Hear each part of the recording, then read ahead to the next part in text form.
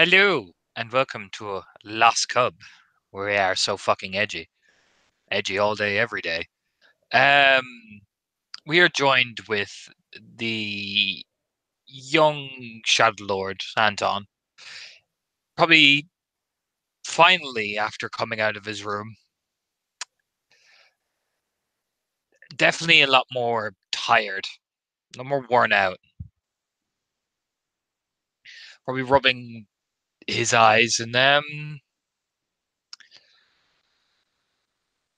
hmm, looks more just, sluggish as he's walking along. Sleeping for that long does that to you eventually.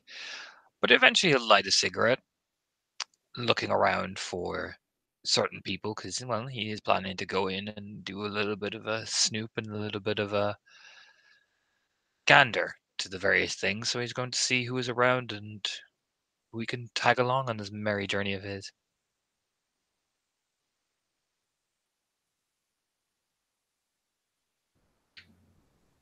Well then, if he is to look inside the front room, also known as the living room, Anton will find Jane sat down. Uh, Probably what time of day is it? Whatever time of day it is, who gives a fuck? She's sat down. She's got a sandwich. She's just scrolling through her phone, just kind of looking through like the super slouched position, basically flat on her back, her knees outstretched, just like, yeah, this is just awful for your neck. But she's there just slowly munching on the sandwich while it rests on her stomach on a plate.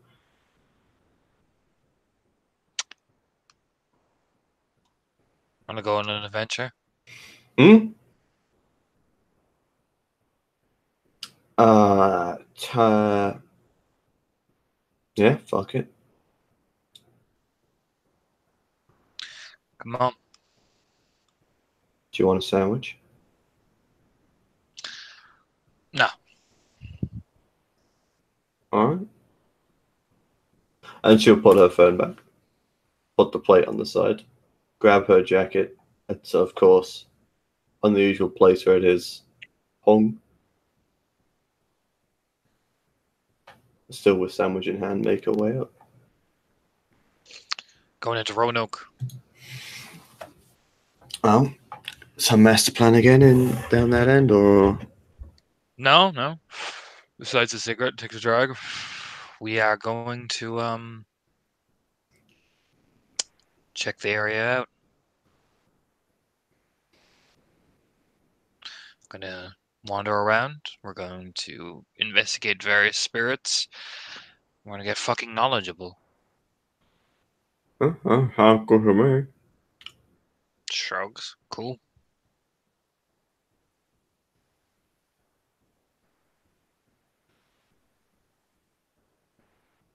Any particular place you want to go? In Roanoke, I don't even know what's there. Well, it's a good time to learn. I couldn't say no. Shrugs. So yeah, picks up Becca's car keys.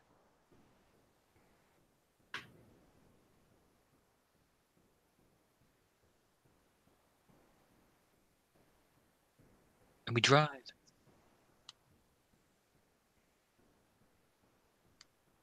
Do you now? Yeah. You have a lovely drive down the fucking highway. Really, it's pretty fucking mediocre, truth be told. It's been kind of cold, it's been kind of blah, but at least the people who live in the mountains, unless you get too close to Blacksburg, seem to know how the fuck to handle the weather. They live this every year. So there's not over much shenanigans to contend with. As the two of you drive out to Roanoke. And will soon find yourselves among the city fucking streets. Mean streets of Roanoke. They're not really that mean. Kind of an exaggeration, really. Look at how mean they are. So fucking mean and streety. Actually, better yet, there you go. Get classy with it. Yeah. I'm saying they'll pull up somewhere, probably just off the beaten, on the edge of the suburb. So they've got like a healthy walk. So he just step out, keys in his pocket and all that shit. We stay in this side or go into the other side? We'll wander around for a bit now. Besides, I want to know where a graveyard is. Sounds good to me. Just don't want to, leave a random pile of clothes in the middle of a street. Nope. She'll get up. Just keeps walking, hands in his pockets as he'll begin to just walk around, looking for graveyards. He'll take his time. Unless Jane's saying anything to him. As soon as Tom throws this fucking cat out of his room. Yes. Oh. Yeah. Alright. So as they're walking down, it's that they're kind of the awkward silence as such. Eventually, as they come around some of the more quieter streets, I'm still looking around for whatever they're after. Jane will look over. Question: How much has Anton been smoking this time? This is the fourth.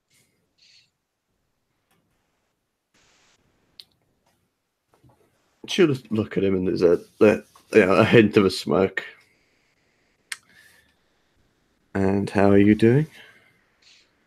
I'm alright. Are you all right, or are you just saying that? I'm alright. Sure. Yep.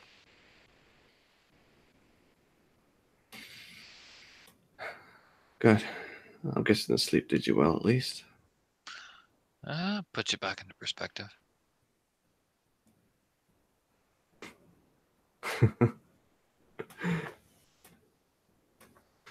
You've been really overworking yourself recently. Yeah, well, it doesn't stop. Oh no, I don't imagine it does. No, it doesn't.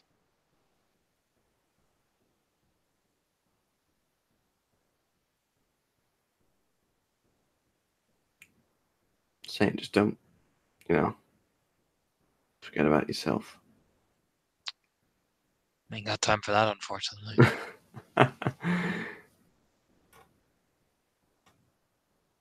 No, but don't, make a misstep because you're too tired or something like that. If you don't, Don't worry. I don't miss my game, and it's not me you should be worrying about. It's just walking along. All right, fine. You know what? You just the awkward nod, like, yep.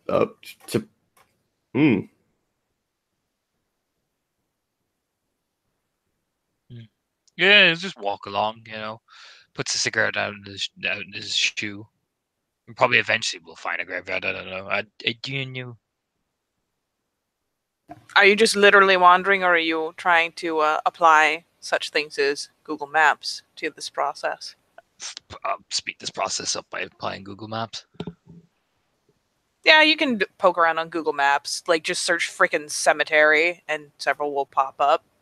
What's the oldest? We're gonna go with this one because it's the first one I saw. Just right here. All right, that's cool. That's where they'll be heading.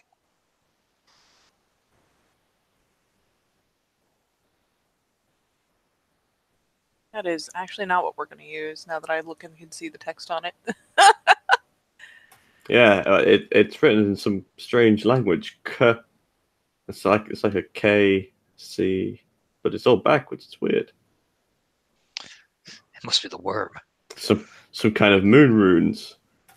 Wormish moon runes. Hush your face. Burn it! Burn it down.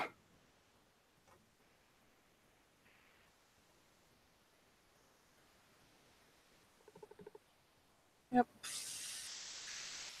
Fuck it.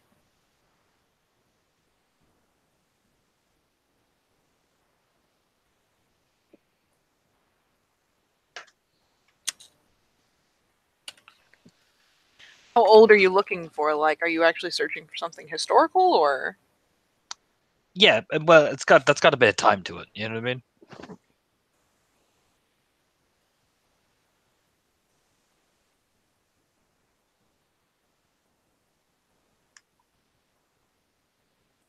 All right.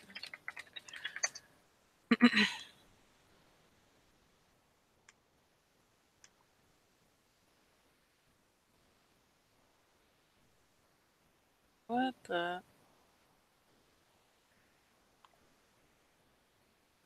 Fuck it, we're gonna use this one.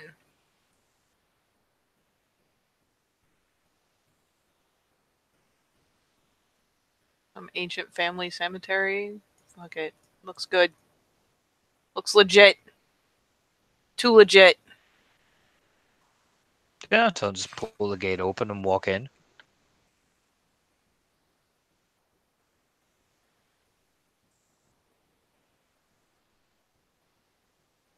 Jane shortly following after. See, he looks around. What we're going to be really looking for eventually is a type of bane. Feeds on violation and pain. To understand pain is to understand the death it's probably brought, or worse. So, you have an affiliation with this. We need to understand it. We need to examine it. We need to look at the spirits of the dead. Because to understand the things that this brings,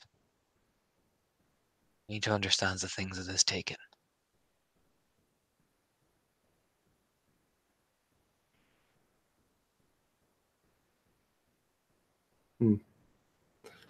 Makes sense.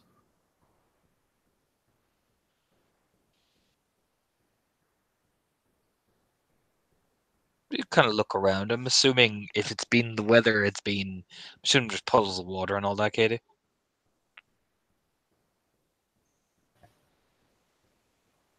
I doubt it's below freezing out there right now. There's probably still snow clinging, but there's some melt and runoff. Yeah, that's what I mean. Like snow melting, these puddles. Yep. So yeah, I'll look through my mirror on that and step sideways.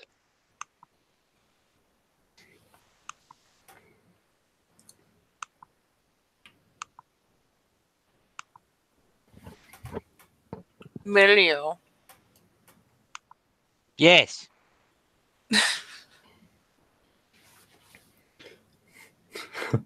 All right. As Anton attempts to or disappears in front of Jane, there's that moment of just looking around. How open is this graveyard, Katie?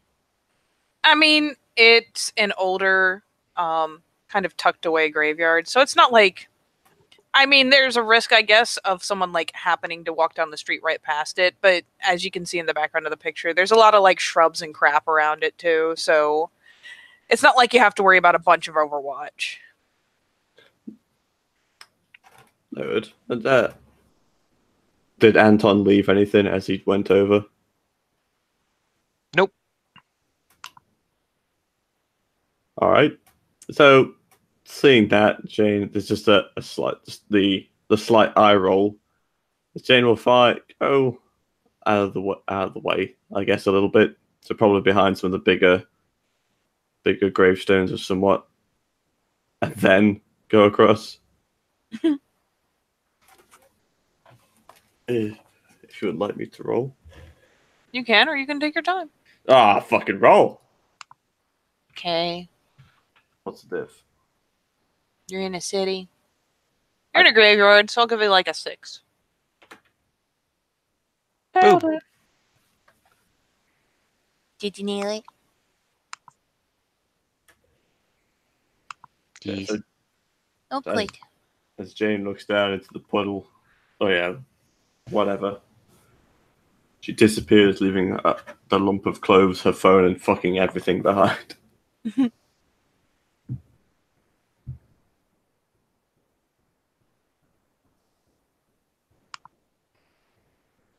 I had to sneeze.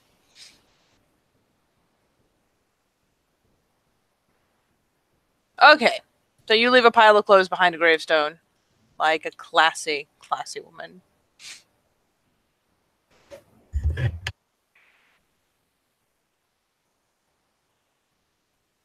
And then Anton, I mean, when Jane comes in, she'll find Anton just watching, studying.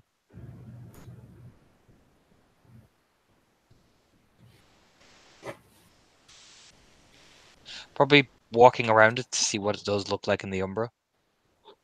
Getting a sense of the place.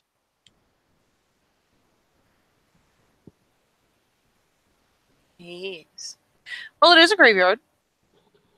And while it is kind of old and in a way abandoned, there are still people who kind of lovingly keep the place up. You know, the grass is clipped. It's not like professionally mowed, but you know, the shrubs and the wild stuff stop at the gate. So there's no particular nastiness. From your vantage here, you'll be able to see that there are still places as you glance out at the city beyond the line that where the smog is thicker or thinner. There are places where it's all but not there. It's not that it's incapable of motion, but it clearly gravitates to some parts of the city more so than others. Um, the graveyard itself, there's the occasional moth. Not a bunch of them. There's not a lot of recent death here. These graves are old. But it would be kind of out of place to not have at least one of them nearby. So yeah, as the two of you glance around, I imagine her eyes might be drawn to it a little faster just because there's a little bit of resonance there. But yeah, there's one of those big pretty moths chilling on top of one of the tombstones. They've been there long enough to have an echo.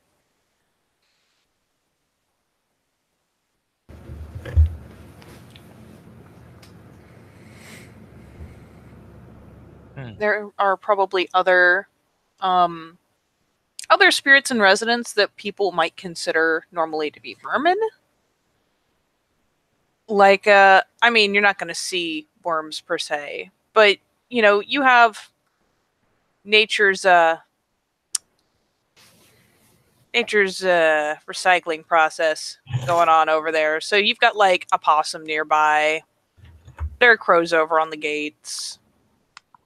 It's not that they're particularly gathered and posed. It's just they're the kind of thing that are going to be nearby. Death is part of a cycle, so they're there as part of it too.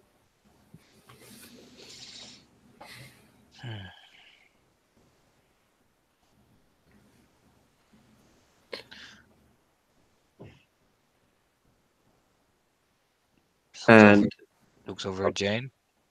if you look over at Jane, you can see she's through the facade of what is her in the Umbra. You can see like the black kind of outline of her mouth. So it looks like she's smirking somewhat. She just starts walking between the gravestones, tracing those fingers across the top of them ever so slightly. She seemed right at home, more than happy with everything that's going on here. But her eyes do look up to you and meet yours eventually. Well, go on. Go learn.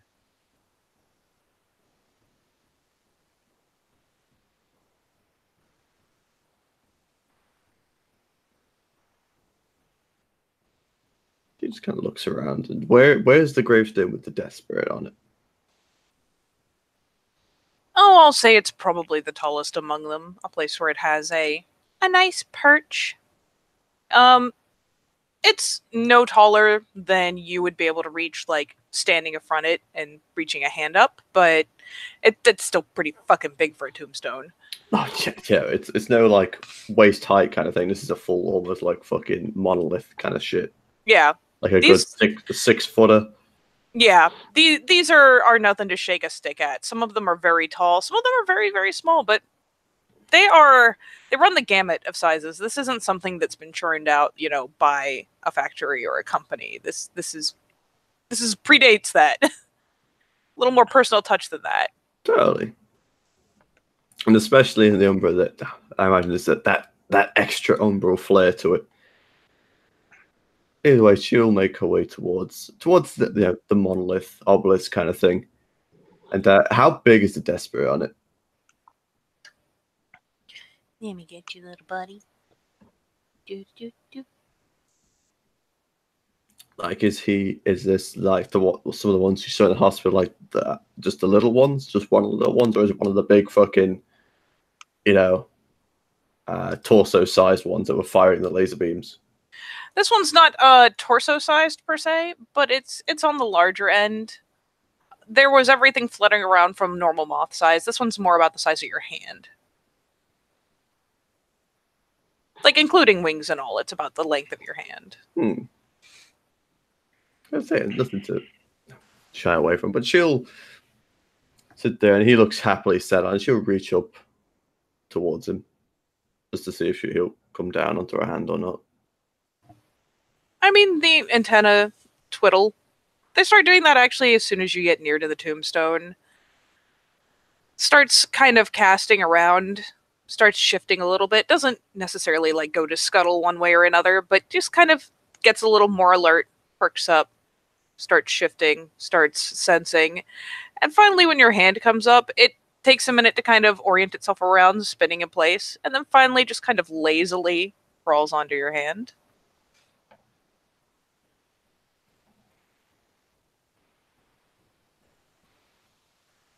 Yeah, so it does. She brings it down, just slowly traces the back of her two fingers across its back. Hey, nice. It's funny because most children are taught, you never touch their wings, you never do this, there's the delicate scales and da-da-da. It doesn't seem to have an issue at all. The antenna just keep kind of twiddling around as you stroke back it. And I mean, its wings aren't exactly going to be hard. And even, its body is very soft.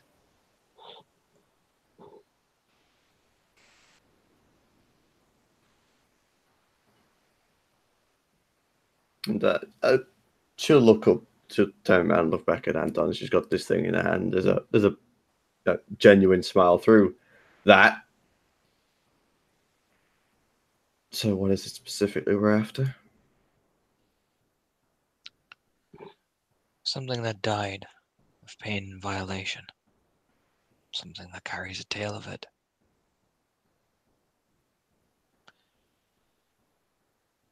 This is a cycle. This death was a violent one. Might be the key to start understanding what we're hunting.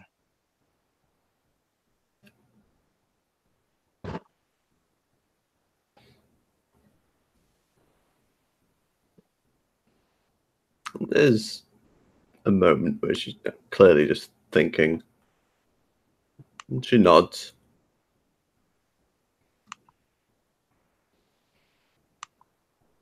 For lifting the spirit up towards her.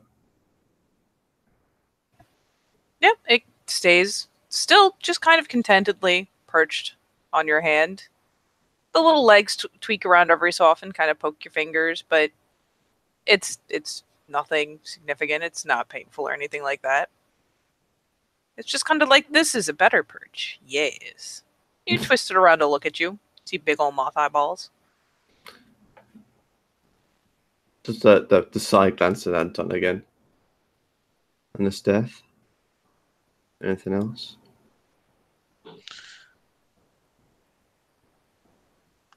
Where does its kin dance among the pain spirits? Or do they go hand in hand? And then you're free to ask whatever you want.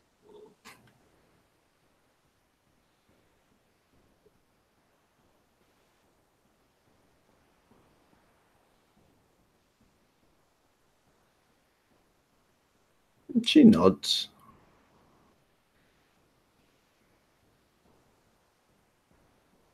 And looks around. And there is no.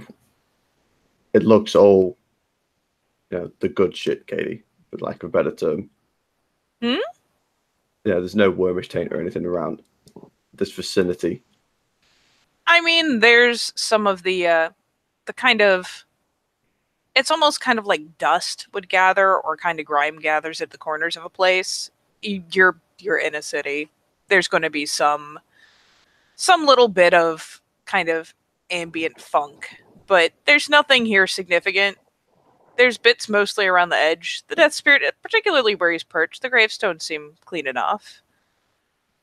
But as you look out towards the gates, towards the fences, like yeah, you'll see telltale clinging kind of grime.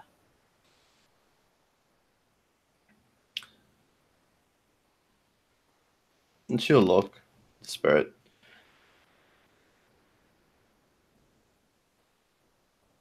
We have questions.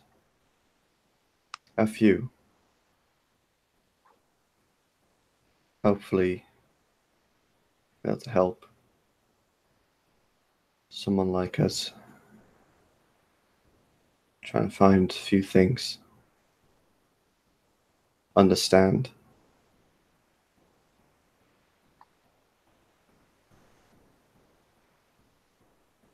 And here's a point of interest for you. Kind of like with the spiders, it's not that they speak so much that they blink and you understand it as a form of speech. The antennae kind of pause in their twining and then sleek into a position. The wings kind of half furl and give a flutter. But, I mean, you understand. It's not even making noise, but you understand. And it just says, ask me, little sister.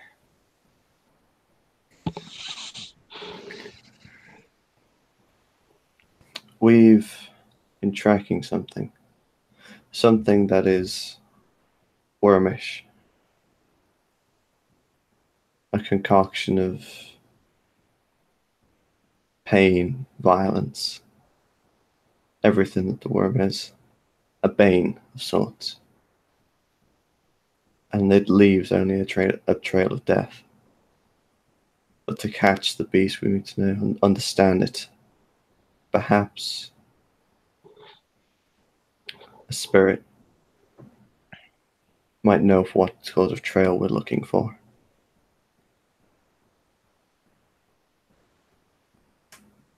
Again, the motions are very subtle, but it just kind of shifts around in your hand.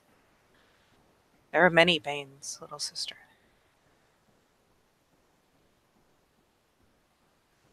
Many.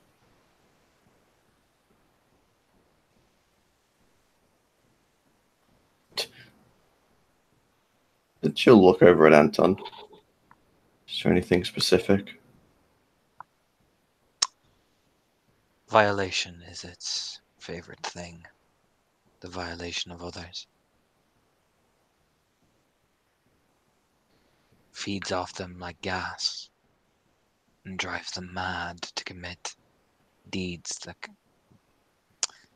the same deeds to violate others. She turns back and looks at the spirit. A bane that causes mischief like that. One that affects the mind and causes another thing. Violation. It goes hand in hand. Surely a trail like that should be easy, if not distinct.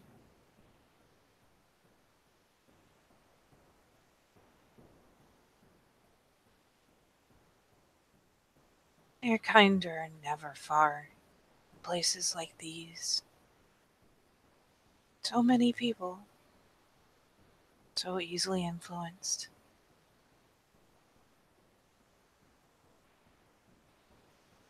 They are here.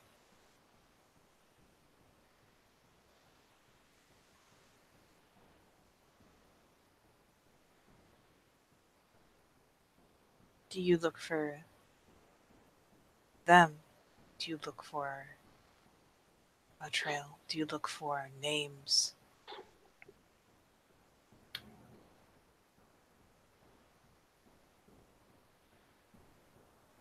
Look for knowledge, understanding.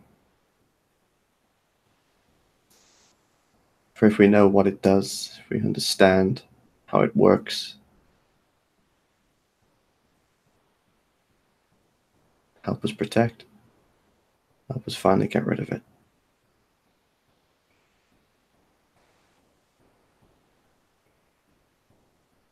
There's no success in chasing shadows in the dark. It finally starts kind of very slowly, very ponderously crawling up onto the wrist. Just kind of making progress because it feels like it. Have you seen it, little sister? Have you smelled it? There are still many. The worm has more words for violation than some cultures have for snow. I have not.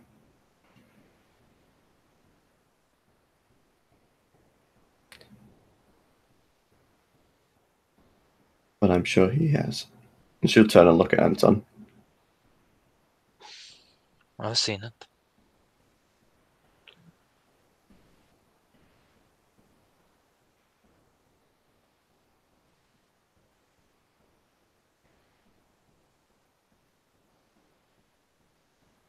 Have him speak to me of it. Perhaps. Perhaps I know. But she'll turn around properly, take the few steps closer to Anton with the thing just lazily crawling up her arm.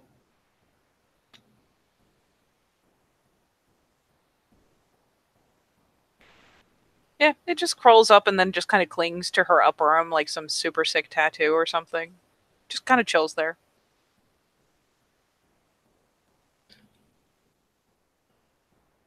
Let him know what you saw.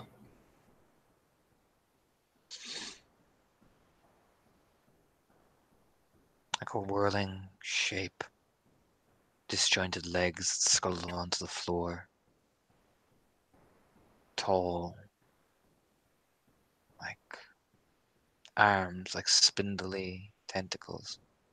And a gas, like a feral aroma, covers out of its weird flowers. And then I give a twitch when you describe the flower.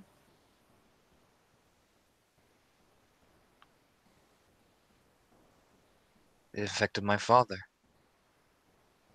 and drove him to violate my friend in a maddening craze to then attack our home to violate the safety of that home and have my family frightened. As if it was the gas itself, like a sweet aroma, drove him mad. And then he remembers nothing.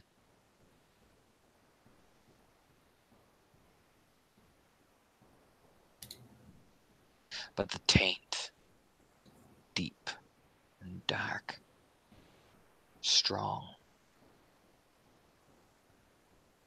Not gestures of it, the grime, not that.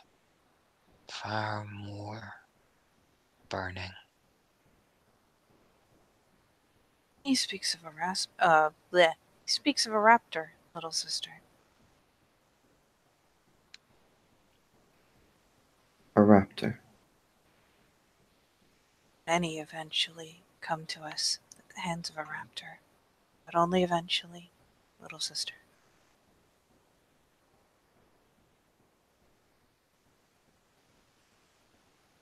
And these raptors, they all follow this similar behavior.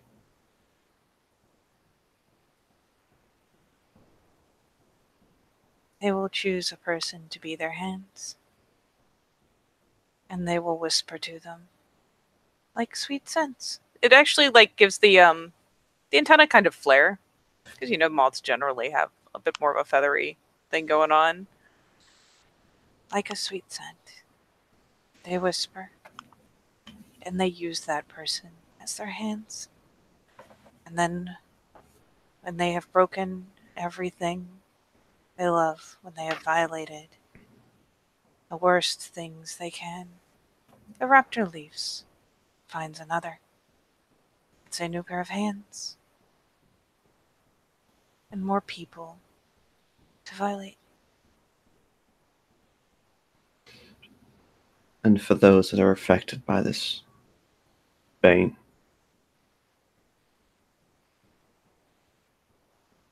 those that are eventually brought here,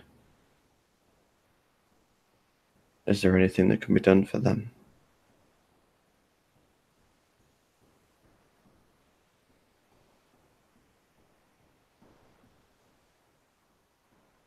A person is tainted when the raptor leaves.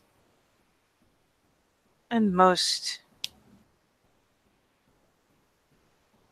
when they see what they have done to the things that they cherish, they choose to come to us ahead of their time. It's wrong.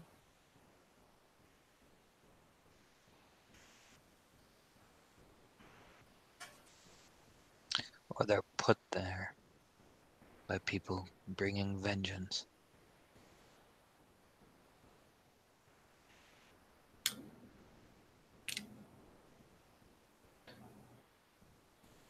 They do not feel vengeance. I am wrong. They do want vengeance. They do have spite, but only against a particular other being, a Fomori of sorts. I wasn't talking about the bane. I was talking the people it infects. They get brought to you by people pursuing vengeance for their crimes.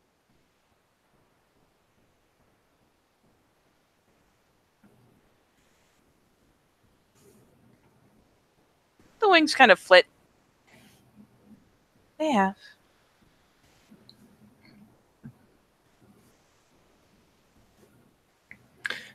And how can we find something like this? Something that moves, jumping from person to person.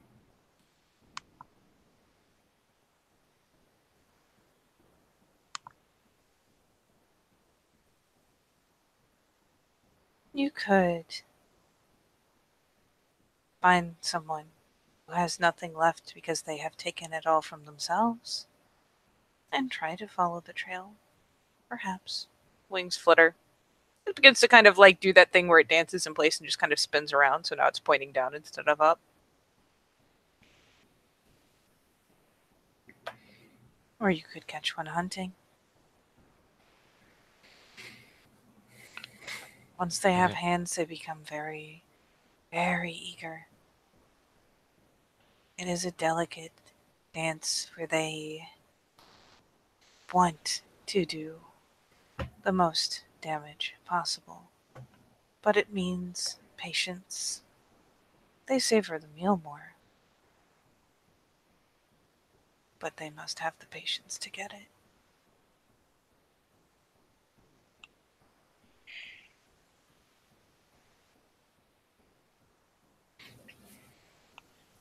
Hmm.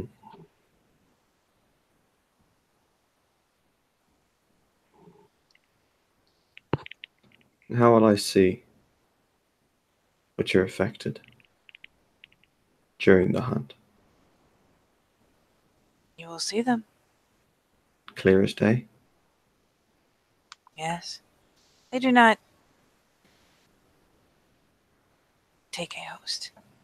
They are not Fomori, not quite. They are strange like that. They are in between. You will see them. Only on this side, but you will see them.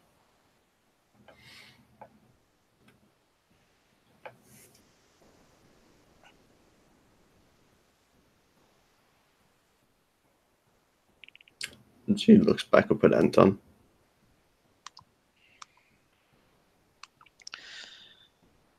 And then I think we know where we need to go.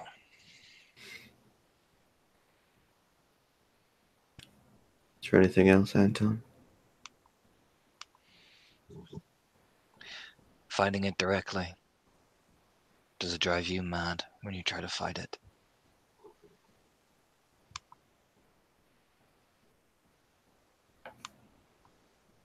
Perhaps if it does not have a host,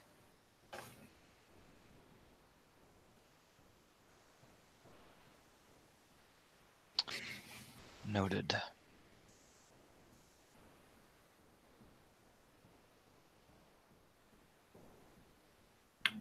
And if it does not have a host,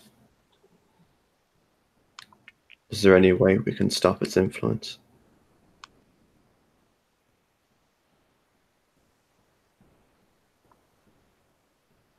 Send it through the cycle.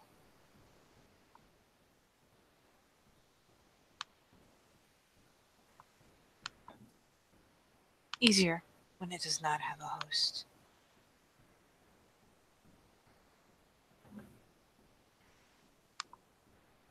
Harder to find, easier to kill, without risking damage to a host. But do not forget, little sister, not all wicked things that people do are driven by the worm.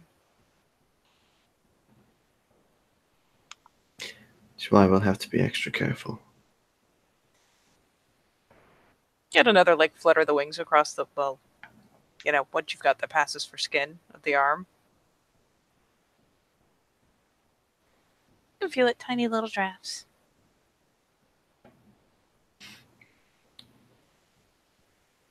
Is that all, Anton?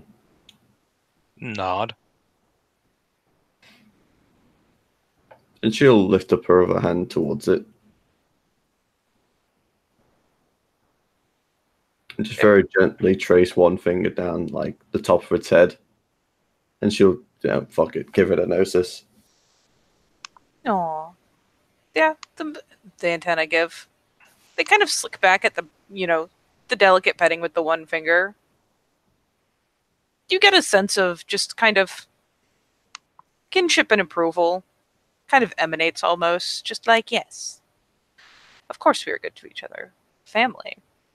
And once you feed it the gnosis, it finally gets a little more lively.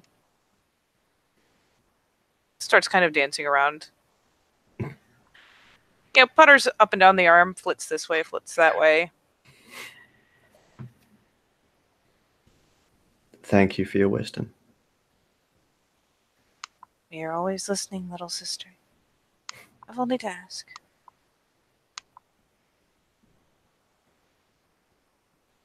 And she will pass it onto her hand and try and put it back up on its perch.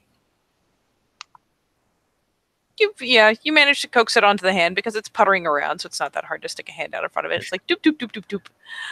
You lift it up to the gravestone, and it ponders this for a second. And finally, gradually reaches out and clambers up onto the tombstone. You can tell there's a pause.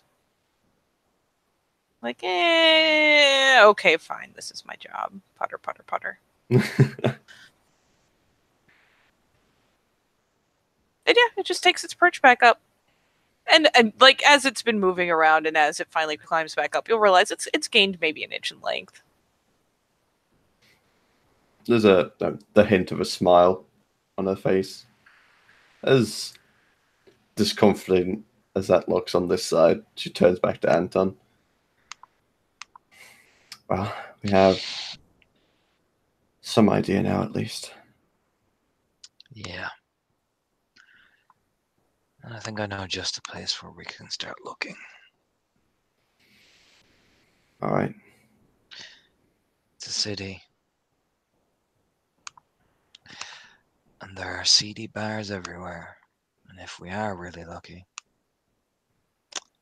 well, there are seedy strip clubs.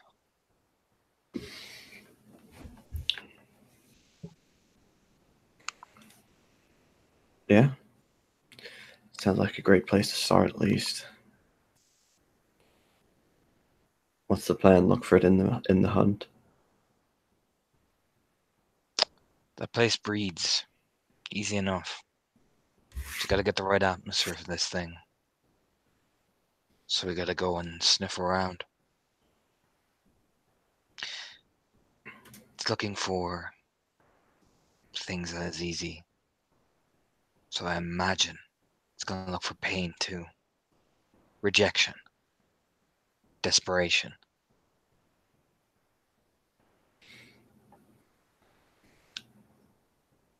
Sounds good. Shrugs.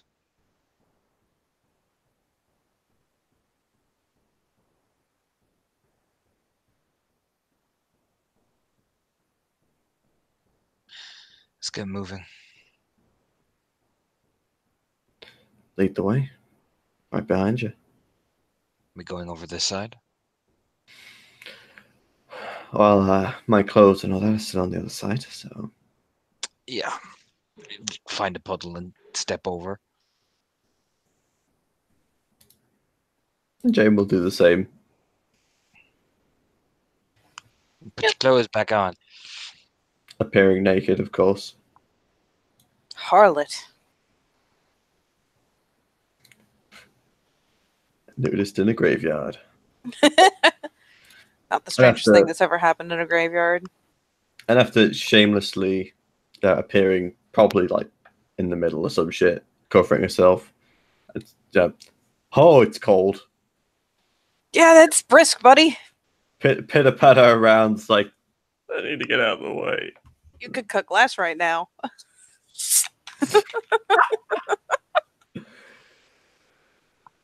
Get dressed again.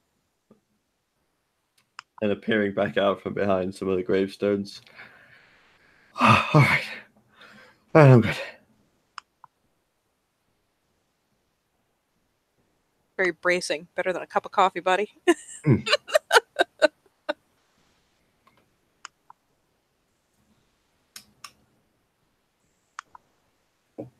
Smirking.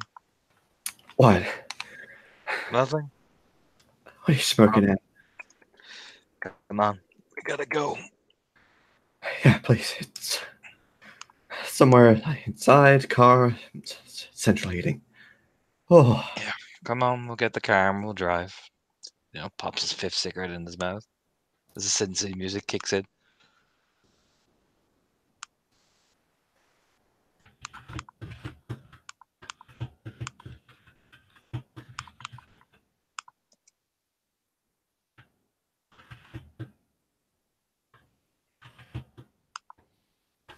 We go back to the car, Katie, and we look for the seediest goddamn place in town.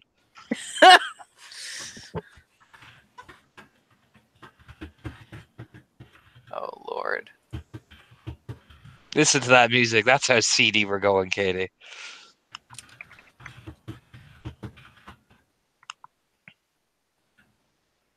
Oh, boy. You said, sorry, how seedy?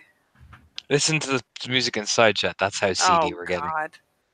Stop pasting them over with timestamps.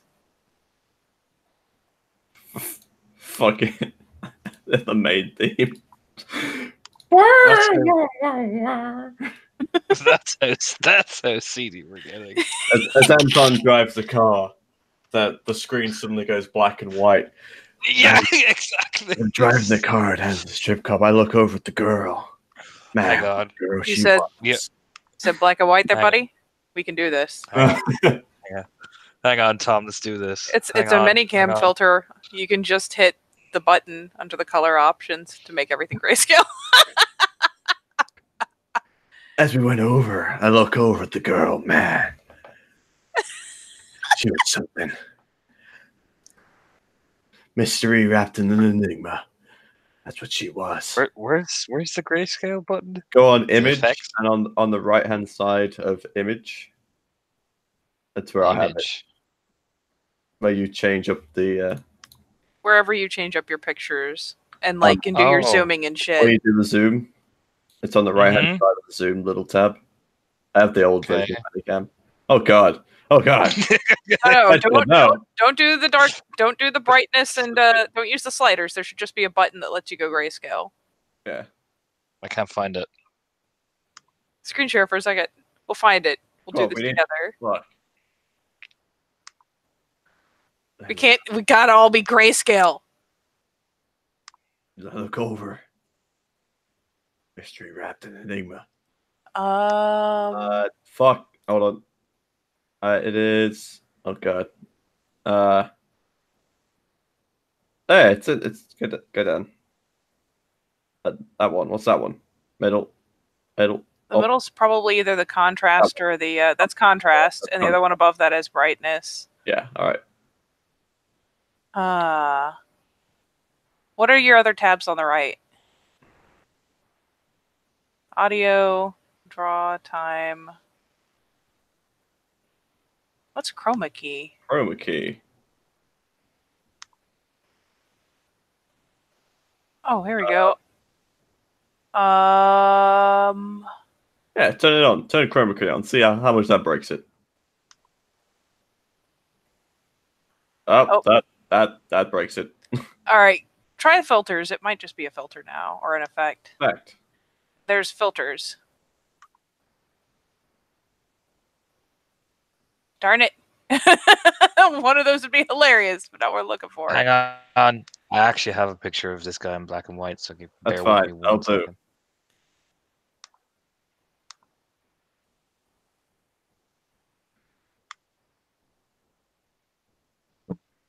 Fucking Sin City. Why not? I can't help but think of that fucking opening scene in 2.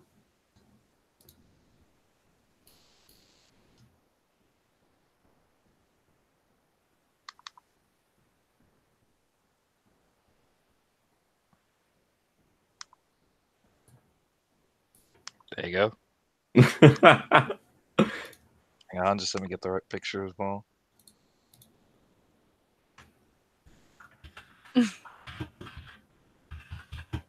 E?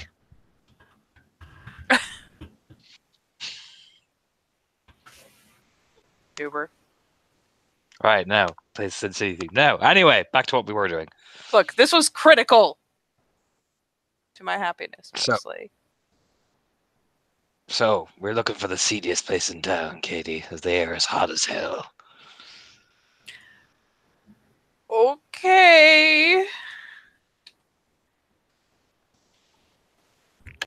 Let's see what horror I can get for searching this. This might be beautiful. Ah, that is. That is the seediest, most awful thing I have ever fucking seen. I'm also grabbing this because this is... No, that's not good. That's a shame. It looked good. But then it was a lie. What the Thunder Lingerie and More. Now that is a street sign. No, we're using this one. This is awful. All right. You asked for seedy. You're about to get really seedy. Right, time to go back to the Sin City soundtrack. Oh, no, where did you save? Where did I just put you? Okay. Where you belong. All right. That's reassuring. I was about to be scared of where I saved that picture. Oh, yeah. Yeah. Oh, yeah. All right, It doesn't get worse than that. That's fucking awful. all right, here we go, Katie. There we go. As Anton and Jane make their way in. Oh my fucking god. I'm Tom not knows this one. I'm I not was searching just for about to interior Google. photos. Just about to Google this fucking song. It's the best one. Oh yeah. Ooh. Fucking Sin. I need to watch So it. you literally just walk down and you find this and you're like, that's the one. Click the Bingo. fingers. Just kind of Yep. looks up, just like as Anton points towards it, just like, really? I thought we were scaled, but really? Gotta keep the grayscale. Gets out. You serious? Yeah. This place? Yeah. Think about it. I know. I'm not saying it's not perfect. I'm just this. Yep. All right. If anybody touches my ass, I have permission to beat them.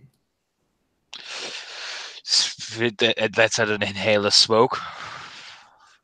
I ain't stopping you. He's walking. Just making that clear. Walking. Gets up the car and follows him in. Walks in. Jessica Alba's fucking gyrating everywhere. It's well, You go in.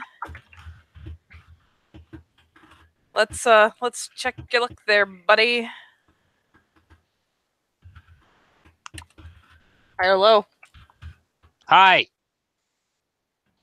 That is obnoxiously inconclusive. I refuse. Ah! You don't. Roll baby. You know what that means? You don't even get carded. You just fucking sashay your asses in there. And boy, oh boy. Yeah, this is. Man, you found the right side of town for seedy. This is not in any way classy. This is bad. What have you done to me? Oh my fucking god. I'll just play these on top of each other because it's funnier that way.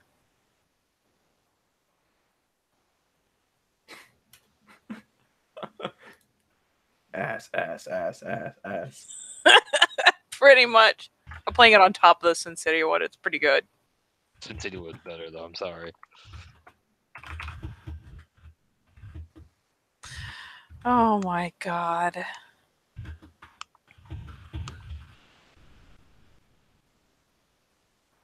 What I'm waiting for is fucking. Can you just pull up the fucking picture of Jessica Alba going there? Now we are complete. Don't tempt me. Besides the nope. Nope. Nope. Oh god.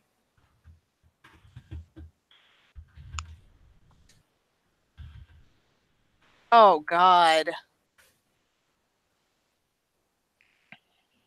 Oh, that is too high dollar. That light show is too much. We can't have that.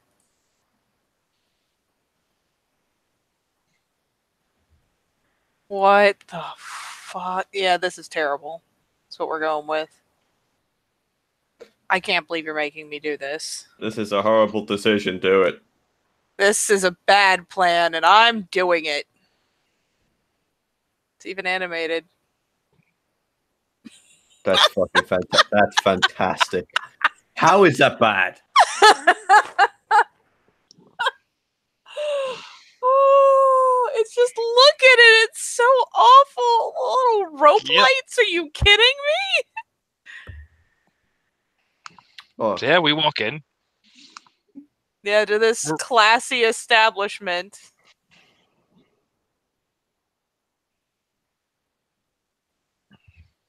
Is there anyone in here? Yes. The place is. I mean, yes. There is. Better yet, what time of day are you fucking doing this shit? Because it's gonna be really funny if you tried to walk in the middle of the goddamn day. No, we're gonna choose this at the seediest time, KT. The seediest At time. dusk. Time. At the seediest day. On the seediest night. It's night. It's a fucking seedy we are today. Is it the seediest or the edgiest? Both. Because I feel like we need to clarify. Both. Oh, this is Both. Edgy Anton and Calamity Jade go to a strip club, all right? This. What the shit? Yeah, Anton and Calamity Jane walk into a strip club. Don't worry, there's a dancer up there. There are people there. None of them look like they've bathed in the last day. I mean, the stripper probably has. I mean, she looks pretty clean. You can see a lot of skin there, so you're gonna have to go with she pretty clean. She is the cleanest thing in this entire room. Yep. She cleaner than that stage. She's cleaner than that pole. There's a moment as they both step in and look around where Jane just leans over to Anton. Yep. You know what? This place is perfect. I'm gonna get a beer. Yeah. I'm gonna need one of those too. And with that 10 you rolled, yeah, they don't card you for shit. Just let you walk in. They'll let you buy a beer too. You've got money. Any money's good money, right? It's the guy with the fucking bald patch, the bald spot, but also the cheap, weird ponytail at the end as well. Oh no, he's over at the stage watching. Actually, he's not even at the stage. He's kind of back from the stage, creeping like a champ. That guy's always a creeper.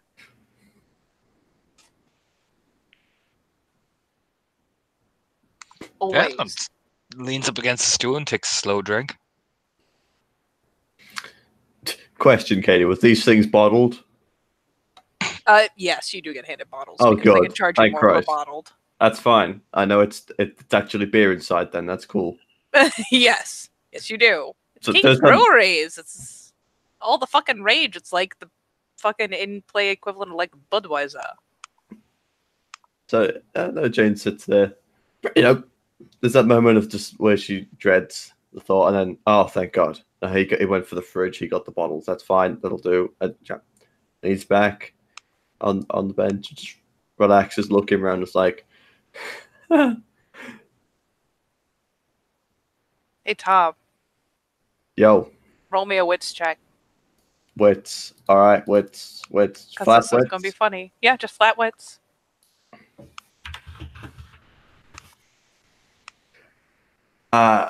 If cool-headed counts. Nope. Oh, that's 2. That's enough. So you guys sit down, you get your beers, and you're just looking around, taking in this really, really gross strip club. It's bad. You got the second tier strippers here. Like, man, nothing like the C-section scar to like really bring out the dancing. It's quality stuff you got here. But as you guys are sitting and looking around and kind of taking it in and assessing what's going on around you, you realize after a couple moments that you are, the fucking cliche ass song that she is stripping to right now. You are drumming it on the fucking edge of the bar, kind of thoughtlessly.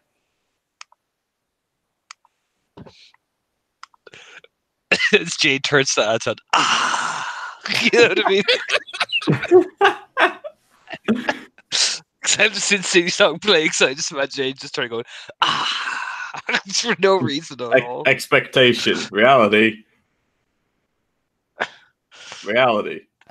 Yeah, you're like doing the little tippity tap with your pointer fingers. Like, you kind of ambiently know, like, it's like, oh yeah, of course I've heard this before, but you don't necessarily recognize it, but you're drumming it. I don't know. Like, Jane just idly with one hand, just, not even like tapping along with it, just as some people do, just the index finger and middle finger just hitting the bass and the tom drums in the background. Mm-hmm. So just try, for all intents and purposes, anything to make herself relax, because this place is dirty. Oh God. She's seen it. She could spot it all. She could see everything. That stain on the floor, that's been there for fucking months. Don't want to know where that's from, but they've tried to clean it out with everything. It's still there. You know what? I love you guys so much that you're going to do an alertness check. That's how dirty this place is. Do it. Whoever gets the most successes cries the hardest. That's 2. Oh, you both get to... And you know what? You don't even see the same one. You're just like, wow, that over there for one of you under that stool and for one of you over fucking in that corner, that's a used condom. Awesome. Yeah. It's just a slight lean over to Anton. Totally casual. I think we're in the perfect place. Yep. Yeah, we are. Yep. Oh, it's gonna look over the barman. Hey, buddy. Hey, buddy. The most perfectly creepy, hey, buddy. Roll your fucking creep level, because even you aren't that bad at creep. What if I roll it? You're manip creep. manip creep. Fucking Jesus Christ. I don't know. You know what? You're gonna roll your manipulation and your rage score, because I think that's hilarious and a good way to indicate how much you throw people off. There you go, 2 successes. Okay. Oh God. Why are we doing this? Because we hate ourselves.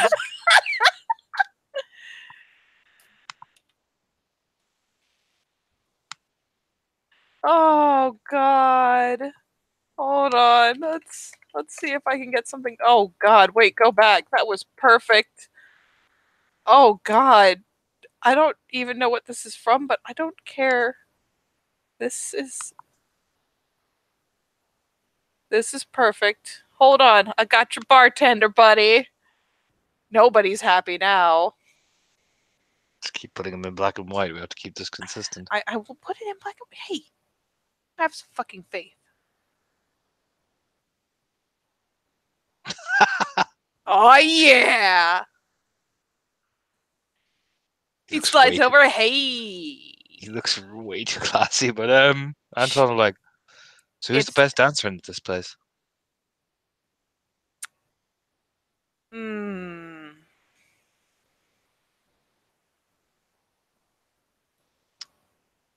It'd probably have to be Chastity. So, firm nod. Why is that?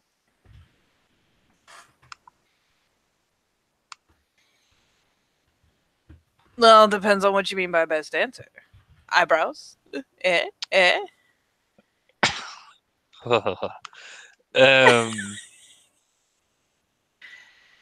because she's unlocking? Because she's unlocked, that's why. Smirking, like, even though that statement just said shivers up his spine. Like, fucking unlock. Jesus Christ. Who uses that fucking terminology? You get finger guns like, yeah. As Katie just recoils from this entire situation. Well, me and my looks over at Jane. Just closes his eyes because he's gonna have to do it. Gives her the nice firm pat on the lower back, not on the ass, on the lower back. We're looking for a bit of excitement. So we want to see before we enjoy the show, if you get what I'm saying. Or a firm tap on the lower back. The lower back. There's the look of that moment where me and my pauses, thinks about what he's saying, doesn't say anything, pats her on the lower back, and just carries on with the second sentence.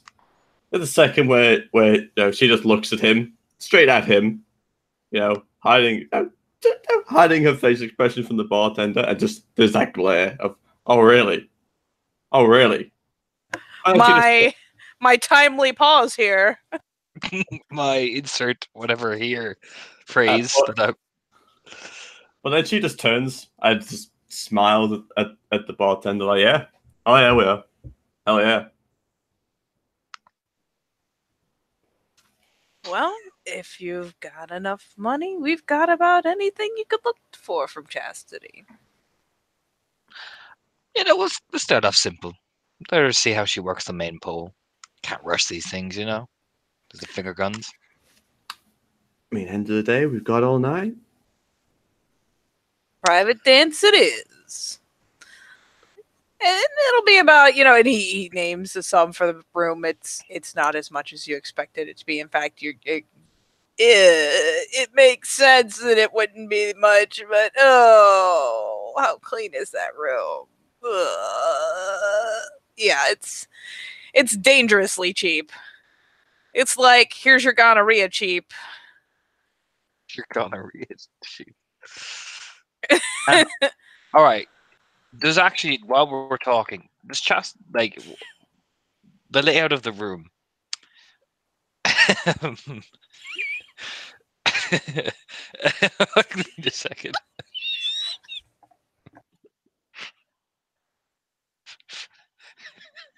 Okay.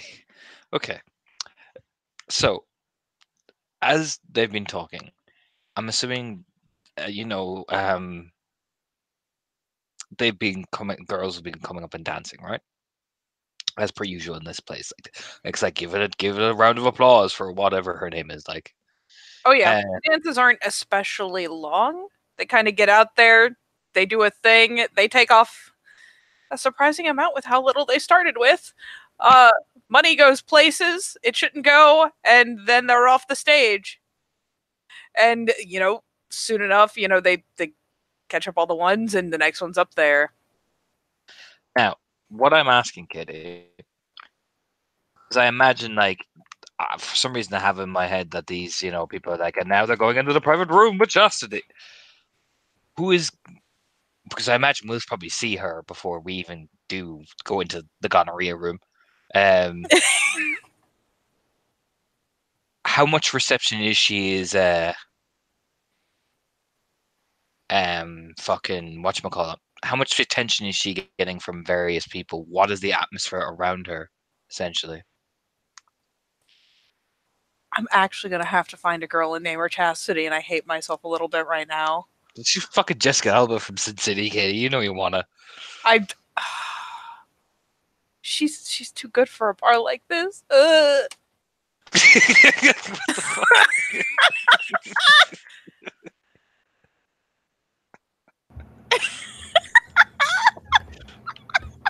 Yeah. You don't have to find a picture, all right? You just say generic. If I did this thing called black, we can just skip over certain details, all right? No, it's fine. Don't worry about it. We all have the mental picture of herpes right now. It's fine. All right. But like, what I'm trying to say is like, how much like attention are they getting? And even now, like, the fact that we go for a private dance, how much is that getting? Do you know what I mean? Also, the fact that that Jane is a woman, casually Yeah, sat here, that, not to strip, to be and watch. Imagine that's getting some fucking attention as well. Ironically, it's not that uncommon, and usually they're shitty I know. tippers.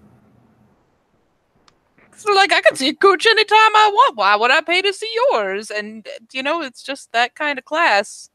oh no, God bless the industry. My God. But anyway, So yeah, it's honestly they don't seem to really bat an eye at you happening to have matching bits and pieces, really. Fine. Interest. If you have qualms, I will just use a Google search. You can't stop me.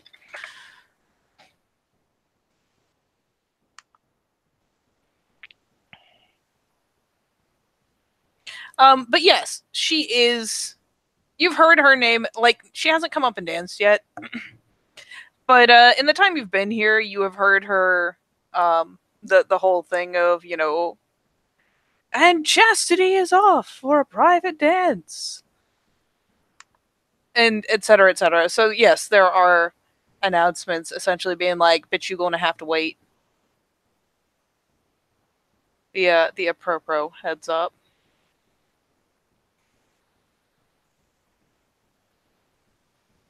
Oh, that is. Ooh, yep, that's the one we're using. Fuck it.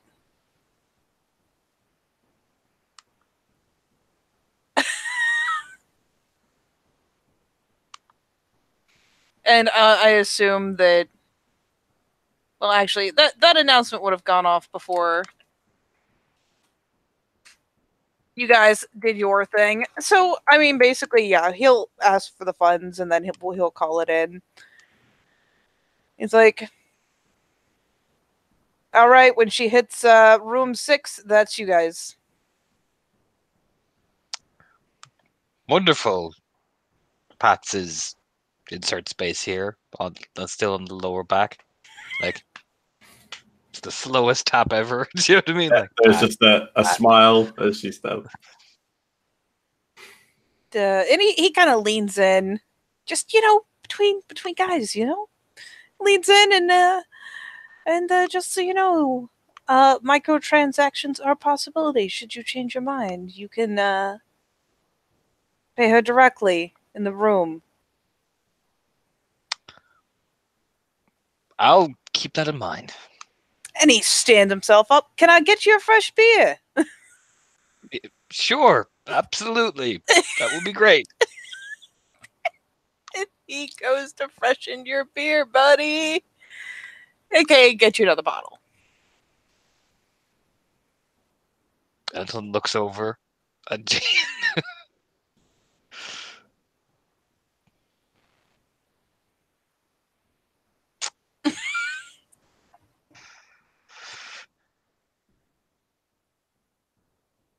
As the bartender walked off to get those beers for a second, it's just like there's a slow head turn from the smile.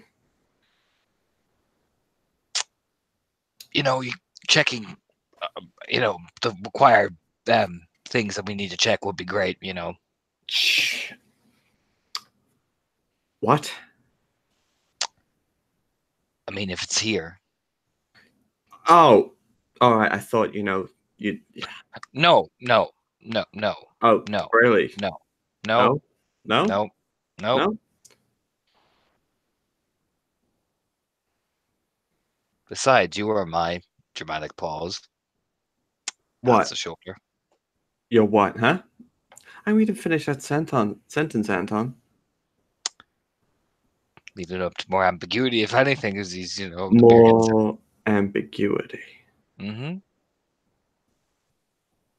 Right.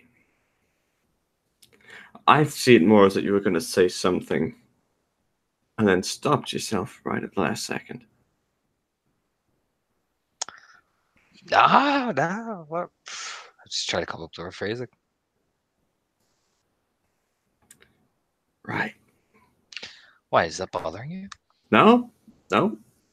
Okay, cool. Just takes a drink.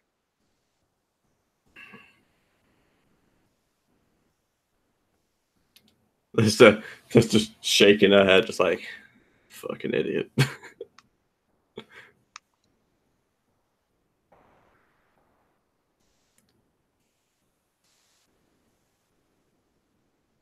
Then he'll nudge over. Yeah, we should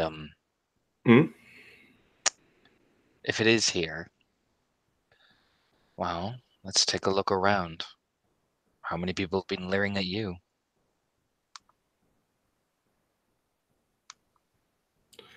I imagine not a lot, considering there's someone a lot. Well, I say a lot less dressed on the stage.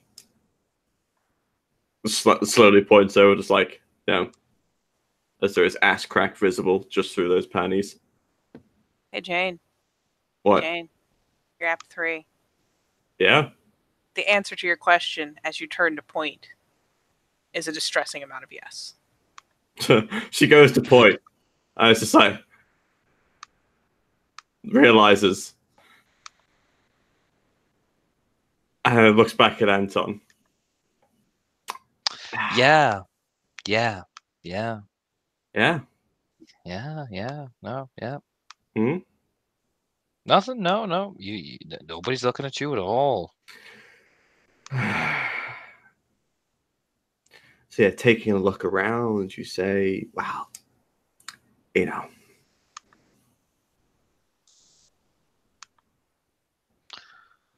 will spend the willpower for whisper catching and begin to listen.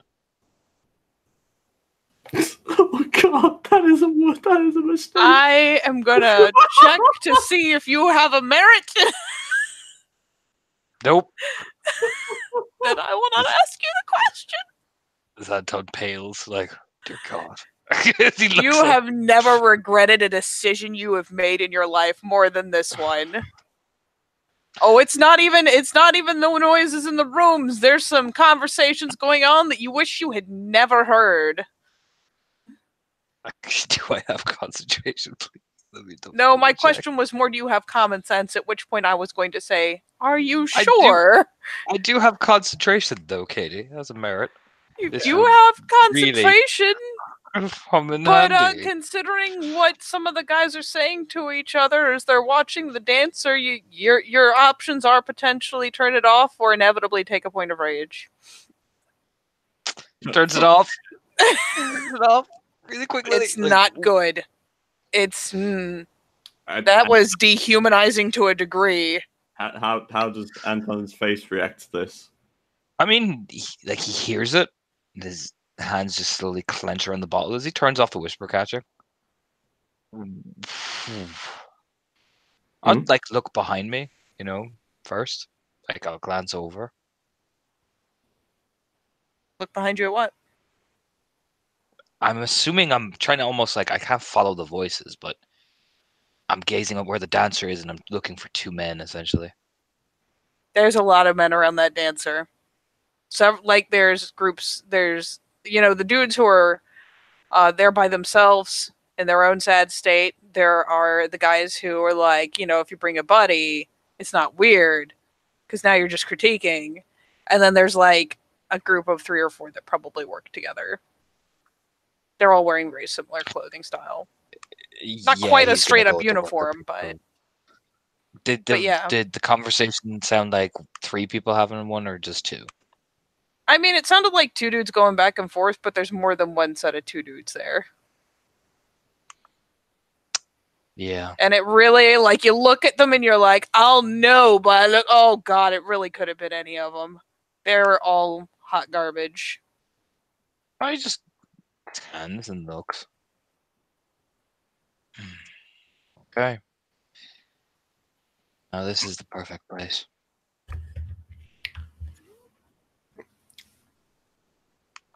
Oh, what's up?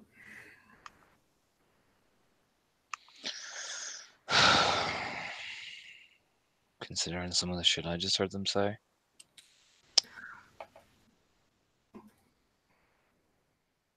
Oh, right. Well, the shit they're saying where their eyes are looking and everything else. Yep. Perfect place. Sips beer. What you're gonna need to do during the dance. They need to go to the bathroom and take a peek across. Powder your nose and all that.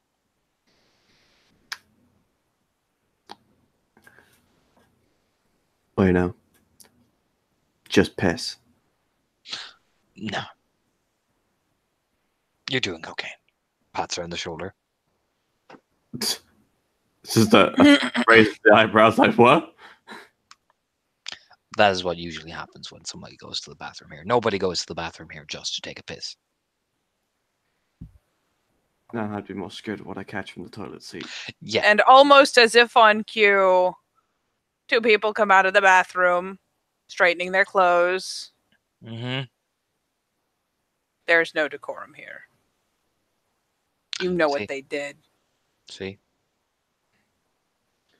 All right. But keep it natural. Concentrate around where the dancer is. That's where I heard the conversation, but it could be any of them.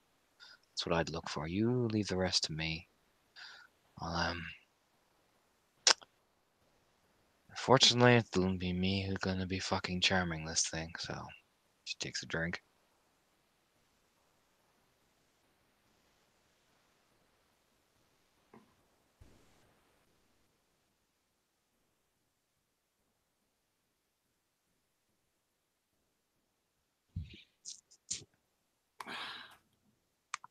Oh, yep. All right. Sure. Great. You have any more? Yeah, you look over. Well, if you have any ideas, it would be appreciative. Just like ideas. I'm not exactly going to be able to go over properly, am I? You can peek. I know I can peek, but only so much you can see from peeking. Well, start. I'm not saying it's not a start. Got plenty of time, so.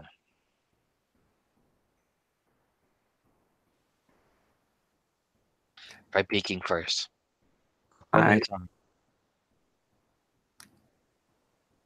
I know. I know. I know.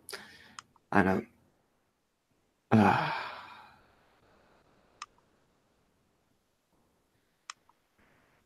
All right. Well, it'll be a start. Look, if you need to cross over. Just be careful. If I cross over, I lose all my calls. Then shift back in the bathroom. Pick a toilet.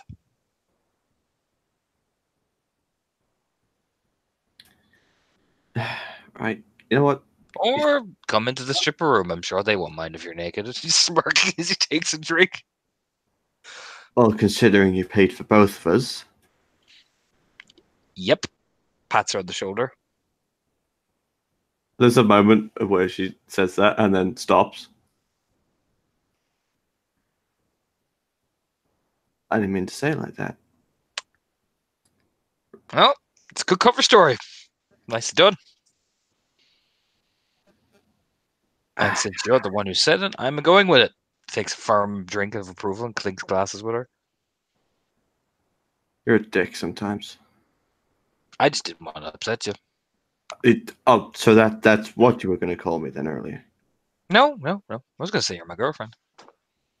But you assume prostitute, so spreads his hands.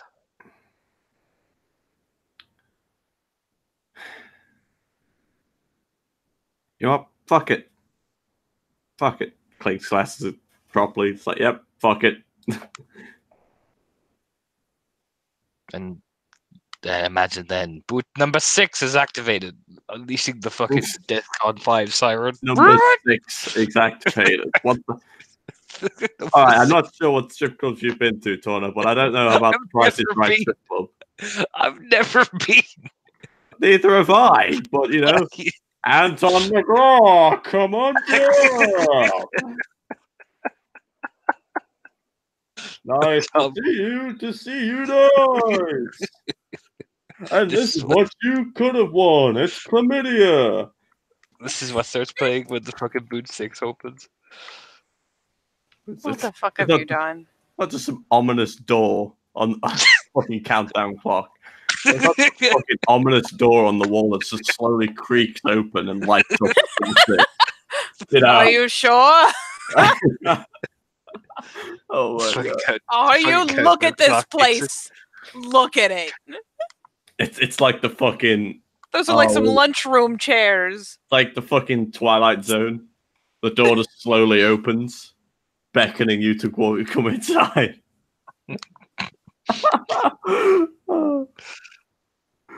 Oh, we tried to keep this a dark scene, but fuck it. No. This is just absurd at this point. Anyway. What'll happen is more like before.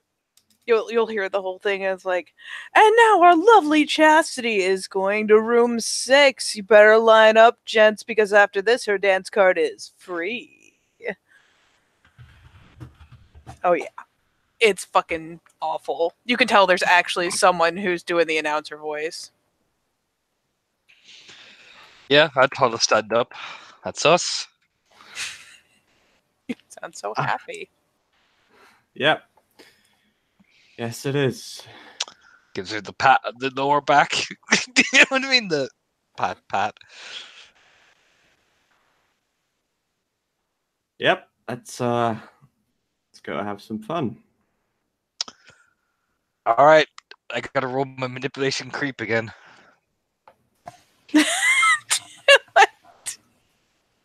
Manipulation creep. There you go. With forced, I don't know if my manipulation specialty of charm being the creep. You are not trying to be charming right now. You're trying to be literally the opposite. No. All right, Jane. As you're walking and we're walking towards it, you know, people are watching us as Anton readies the back of his hand and just gently glides it slowly and delicately. And she'll feel the firm round smack right on the buttocks. Sounds like, yeah! You know what I mean? Does the, you know, the typical, like, hick. Do you know what I mean? Please tell me it's Jane that you just slapped Is that on the Jane ass. doing? Yeah! That was Jane. That was Jane. That was Jane. I did it too. Oh my God. I told you, it's not playing a role. There is that moment where she's walking in front of you, like, really doesn't want to, but does. And then she feels the tracing down her back, just like, okay, what the fuck? All right, this goes lower. The fuck, dude? And then eventually, whack, and she just stops dead. Jumps, stops dead. So big southern, like, yeah, let's go fucking dead. You know what I mean? Just walks past her. As I think it's safe that Jane takes a rage. As she just stands there for a second, just stunned.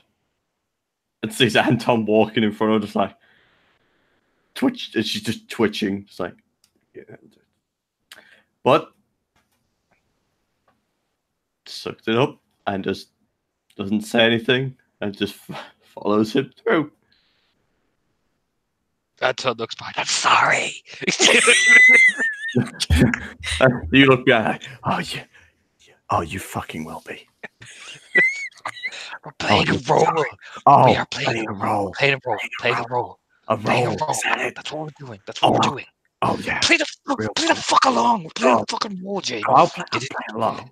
Get in the fucking character, Jane. Jesus. Serious shit. Get inside. Gets pushed inside. Hey, smile. Oh yeah, you get into this room and it's more of those classy fucking rope lights. Yeah, that's how you know it's good. There is a pole. There are two really suspicious, doubly suspicious because there's any upholstery on them, like little armchairs there for you. Not armchairs, no arms. You can't do the thing if there's arms on the chairs.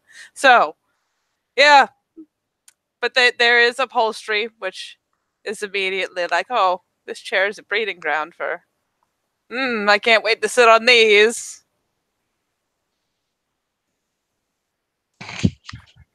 Katie, question. Because this is a room. Are there any mirrors in here? First of all, This is a super shitty strip club. Yes, they're not nice mirrors. but they're They're mirrors. not well adhered to the wall and smooth and stuff. They're not good, but they're there. Yes, there are mirrors. All right, because I have to ask. There's one on the dance floor. I thought as much. Oh yeah. I was going to say, is it dance floor or ceiling? Which one? Yes. You know what? It's more like there's part of the floor has been, I mean, you know that's not proper mirroring, but it's reflective and that's all that matters. Reflective, And and there are mirrors paneled on the back behind the dancer as well. Yeah, there's some weird looking smudges on that mirror, and that whatever that was, it's all right because she's gonna look across. Basically, you two are going in. She's not in there yet. You have a minute to sit down. Yep, well, it's gonna get a look at the room at the other side first, because Jesus fucking Christ. Hold on. Let me look at yours. Since you do have the merit, are you sure you want to know? Are you sure? Fuck! If she gets the shock out of the way first, she's cool-headed, all right. I assume you're just gonna have yourself a totally fine seat and fixate on a mirror. Yep.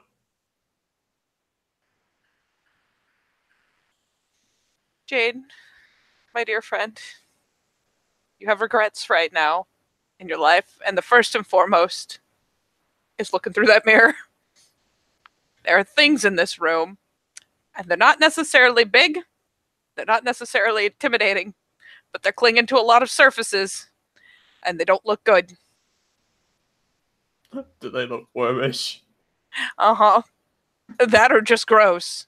I assume at this point you just kind of assume that extremely gross is probably worm, so you can take a bet. So because this makes this is just too fucking funny. So as she looks across, I mean, Anton knows when someone's doing the thing. For all intents and purposes, Anton, what we see before us, she sees what she sees, and then all I can say is basically this happens. That's the exact expression as well of Anton's face. She just looks around on the other side. Oh, oh, oh. Considering how many surfaces you could look at and still be looking across, yes, you do. It just turns and looks at Anton. It's not good. Looks over. Well, what's wrong? It's everywhere. What do you mean it's everywhere? This room. It's covered. What? You saw one like clinging to the back of the chair that Anton's in. There was one crawling right around, like you had to move your feet a little because even though it's not physically there on this side, What is there? Oh. Worm things, pains. They're everywhere in this room. It's so dirty. Did you see the one we're looking for? Oh. Well then, ugh.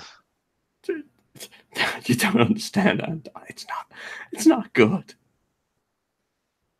do you mean it's not good? I think I'm gonna be sick. Ooh. Keep it in. the lights start dimming. Oh god.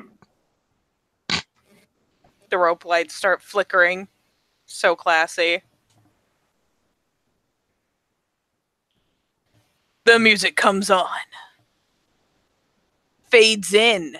That's right. They may not have a lot, but they can fade the music in. This class act here comes. Oh no! Oh yeah! Great scaled. Oh. Hope you're into MILF because she's the best they've got. Anton just starts to sink slowly in the chair, like no. That is not how you're supposed to react to a dancer, sir. I I mean, unless you're unbuckling as you sing. There's a moment where Anton starts to sink, and he gets an elbow and a bit of a slap around the head.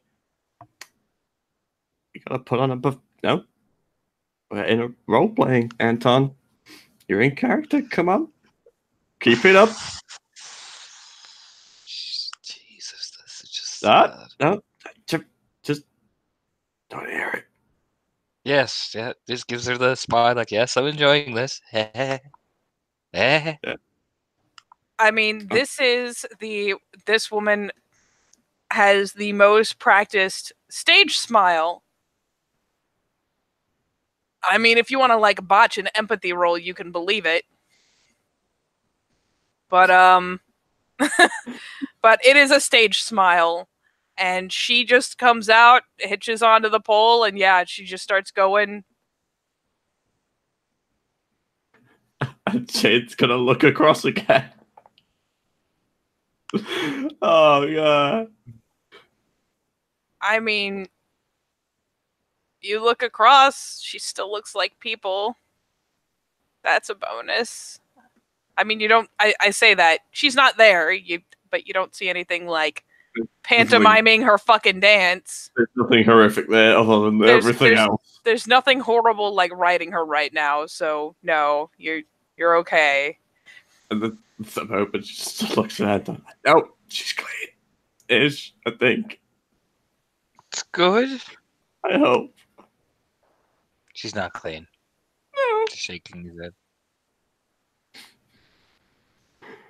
But on the other side, she's good. Gives a thumbs up. So I'm just gonna say, guys, we're not gonna go into gruesome detail, but you did pay for a private dance. You didn't like your personal space, right? Either of you. Good, because you don't have any anymore.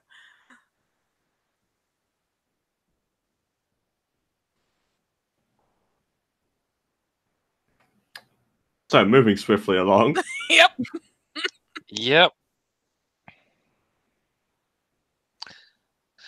So that's out of breath. Looking over at Jane is like she passes by him. He's like, "Oh boy." It's one of those things where as the music ramps down and she finally finishes and does her little ending flourish, she will pause because neither of you have been throwing money at her, and that is just outrageous. Give me my money. And then as if this could get any worse, she finally finishes, does her flourish, and then before taking herself off, leans over, leans in a little bit. Hey, Anton, buddy. Hey, Oh, buddy. hey. And she's just like, is there anything else I can do for you, honey? It's like a sleazy Becca. Oh. A little more Valley Eternal- Girl. You're amazed eternally she's not just- popping gum right now. Screams in the back of his head. Oh, fuck. You know what? Katie?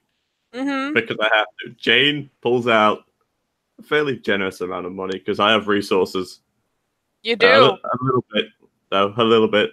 I don't know how much a decent tip is. Puts it down in front of her. Leave. And she just kind of looks over. I mean, she spots the money immediately, like a fucking hawk.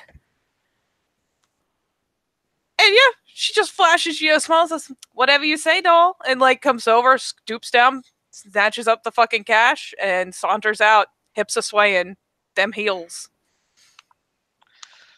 I tell him that's the most relieved breath of his life. Like, oh.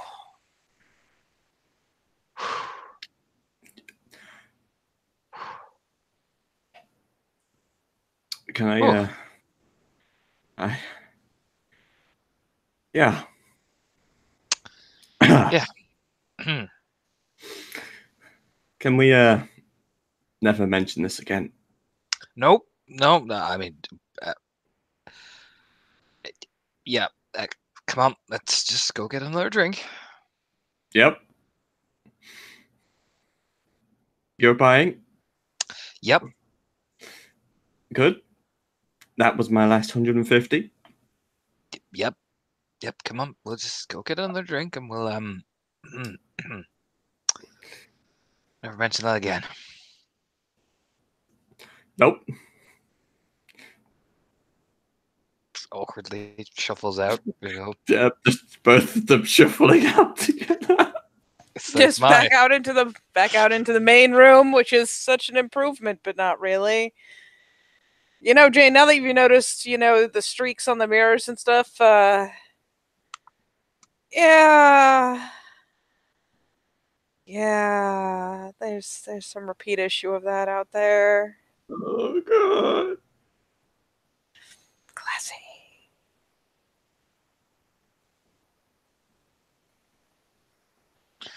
So I go to the bar. I buy a shot and a brew for both of us because we're gonna fucking need it. I'll lean into my main man, my buddy, Mr. Creep. Your main man is here for you. Lean in. She was something. I know she got some personality, right? Mm-hmm. Those hips to die for. Yeah, those hips. You can tell he's thinking Imagine- for real about those hips. I imagine she gets quite the ruckus from all the boys. Oh yeah, Chastity makes good money. Smart girl. Bet Smart she girl. is. Imagine it must be hard to keep her under control. I mean, hips like that in a place like this, it'd smirk. It's a kind of a shrug of what's there to control. Establishment gets a cut. She could do what she likes. Oh no, of course, but you know how it is. You know how people are. Give a guy an inch, and he'll take a mile.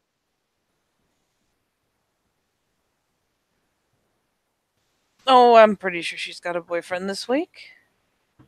She's got a boyfriend every week. Yeah, no, I know that feeling. Always some big fella makes sure she gets to a car okay, if you catch my drift. Just nods. I take a dapper man like yourself. I'd say you know how to handle the young whippersnappers around here anyway. What, me? Just he does the like, oh come at, like little gesture, the hand flip, like psh. Just nods.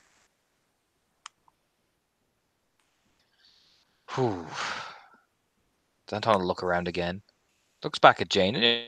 Cleaning a glass. He'll lean in. We're gonna have to provoke something that'll get people excited enough for this thing to start sniffing around with this aroma. This thing feeds off what it wants.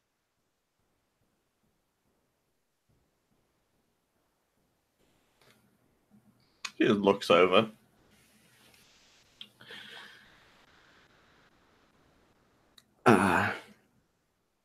Right. Yeah, it's like bait. No, not bait. Not if we can help it. We need to create a more enticing environment. Right. How do you suppose we do that? I don't know.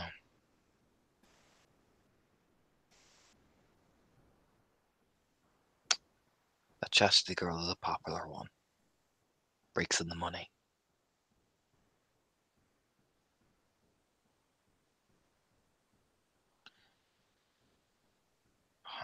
Closes his eyes like, oh no.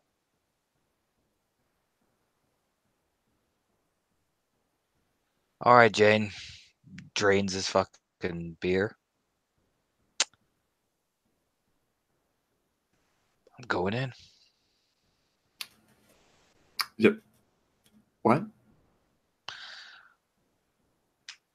I want you to keep an eye on the gauntlet. Whisper. Also see if you can notice who's watching me when I'm doing what I'm doing. Take your eye, watch everything, and don't wander off anywhere alone.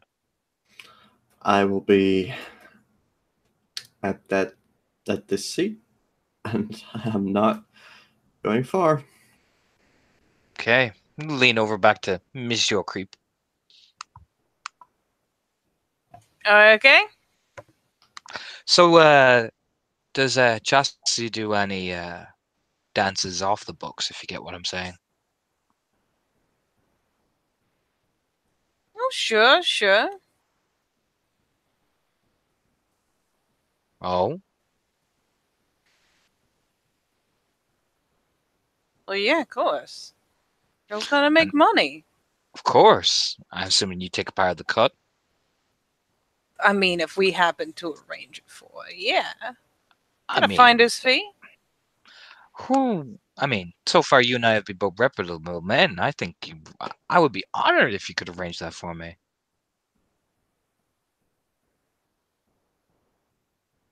After all, you don't want any guy coming in here and doing it. Like, look at these look gestures over. They've got the class, do they? He like takes a glance over, and I mean, it's the same patronage he sees all the time, but he's still like, oh, nah, none of the class. Especially when you slide the $100 over, you get a nice little tip. And which of your patrons treat you as good as I do? He makes sure everybody in that bar can see him do that. Like, oh, you flatter me. Puts it in his shirt pocket, like the jacket pocket, immediately. You flatter me. Kind of hotel, motel, kind of meet you with your car in the parking lot. You know what? Let's start the car in the parking lot and see where we go from there. Well, that just means you gotta pick the hands up. Just means if you want reservations, you're gonna have to make them yourself. I think it's better. Less hassle on you. You can't have, you know what I mean? Can't overwork you too much, man. Of course. Well, I am sure that come closing time, Chastity would be more than happy. Unless, of course, you're meaning to make it short. Oh, no. Now, with our cycle of girls, she could have maybe a half hour between sets, but, if you want longer than that, you're gonna have to wait to close, buddy. Well, that's fine. After all, smirking.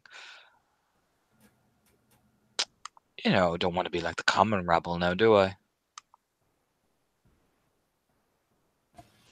Oh, no, of course not. He pauses and kind of glances between the two of you, leans in a little bit. You know she's gonna charge extra for a couple, right? That's fine. Kind of gives Besides, the little nod, like, okay, as long as we're good, gives buddy. gives the nudge. Like, besides, I'm already paying extra for her anyway.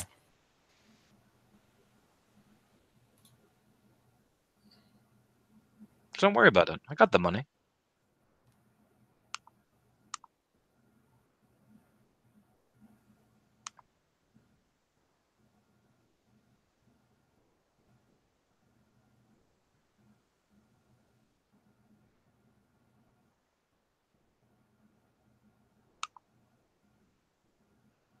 After all, and I will roll fucking manipulation streetwise. I'm gonna throw my weight around, Katie. Spending a willpower. Just do it. 4 successes. Leans in. You know when, after all, when the crew that made sure that a certain guy called Joseph is out of the scene want to enjoy themselves, they get the best. We chose your bar for patronage. So, consider yourself lucky. No, this place is shitty enough. This place is exactly shitty enough. So he kind of gives a nod. Thoughtful nod. Why don't you make sure Chastity. Why don't you make sure Chastity knows that too? Of course. Of course. Can't have her not knowing she's with a VIP after all. Spreads his hands. I'm glad we could understand each other, my man. And yeah. I mean, he again takes an opportunity to try to make sure you need another shot, another beer. Keep spending money, please. Essentially. He looks back at Jane going, please tell me that works, type of look, hoping she's watching or people or, I don't know. Yeah, no, she has been the sentinel this entire time. I was waiting for you to finish whatever you did. But, yep, you're good. We have hit a stopping point on Anton.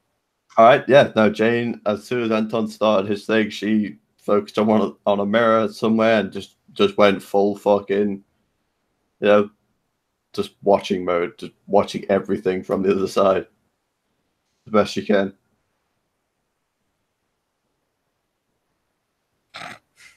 So, are you sure, buddy? Yeah. You thought the room with minimal occupation by the hour was bad. No. Give me an alertness check. All right, perception alertness. Here we go. Mm-hmm. You know what? I will spend the willpower on this one. Machine. There's a certain force of will you need to stare at this stuff for so long. Yep. I'm Oh gonna my open. God. 6 Tell me successes. about your mother. No. With the willpower, that's 6 successes. Why would you do that to yourself? Why would you ever want that many successes on a roll like this? Alright, give me 1 second, buddy.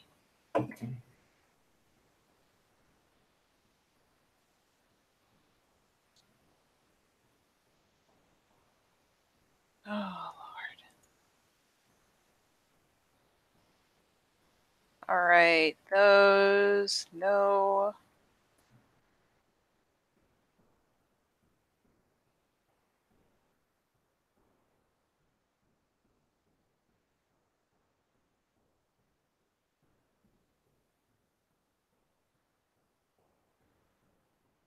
Watch them be before Banes, even though that makes no sense. There we go.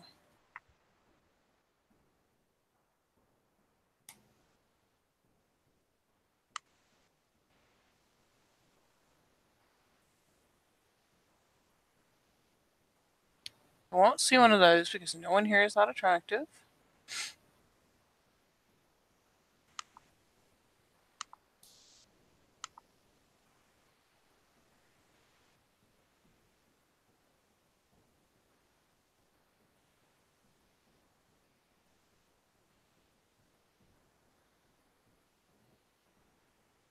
No.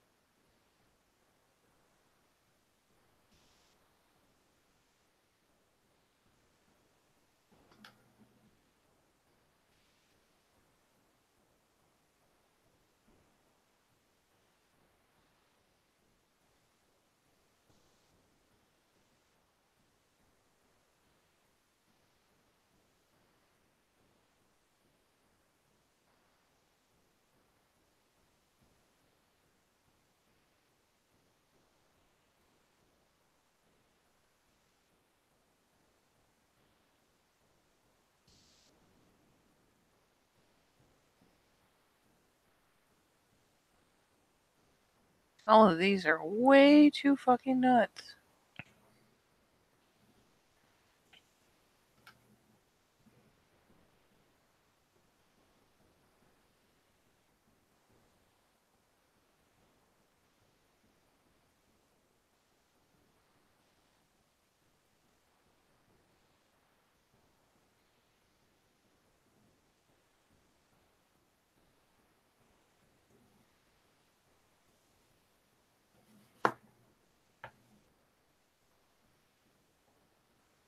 All right. Sorry, I'm having to like quickly skim read a couple things. Ooh.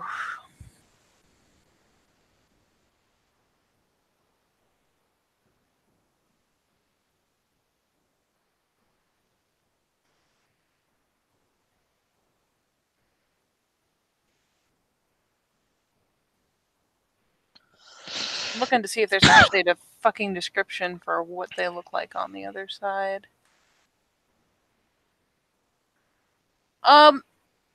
Essentially, as you're looking through, there's a number of gross things. Some of the people in this establishment have things clinging to them or are showing, like, there's essentially things, yeah, in their seats or hovering over their seats, kind of haunting them, as it were. One kind of overweight dude, kind of wide set eyes. You see him in the mirror. He like echoes across. He's there. Has substance on the other side too. She. So what? Like the whole. Overweight. Not like gruesomely overweight, but somewhat overweight. A little bit shabby dressed. He's got kind of wide set, bulgy eyes. Just kind of gross. His complexion is not good.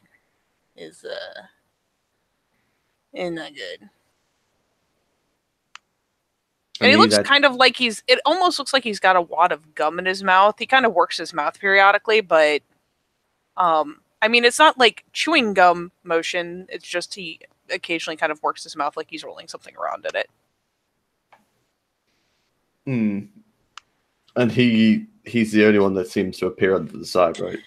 He's the only one that fully physically is visible on the other side. The other ones, there may be things shadowing them or clinging to them. Like, you can get the impression of where they are because the thing's clinging to open air, but he's the only one who seems to have a full impression on the other side. And does the description of anything that he looks like match with what Anton said or the Desperate said at all? No, the description you have for the one you're specifically looking for is like a big, essentially it sounds like it looks like a big open flower blossom with numerous male and female legs that it scuttles along on. This is something else. This is something else. Entirely. All right. She notes that and continues watching until Anton's finished doing what he's doing.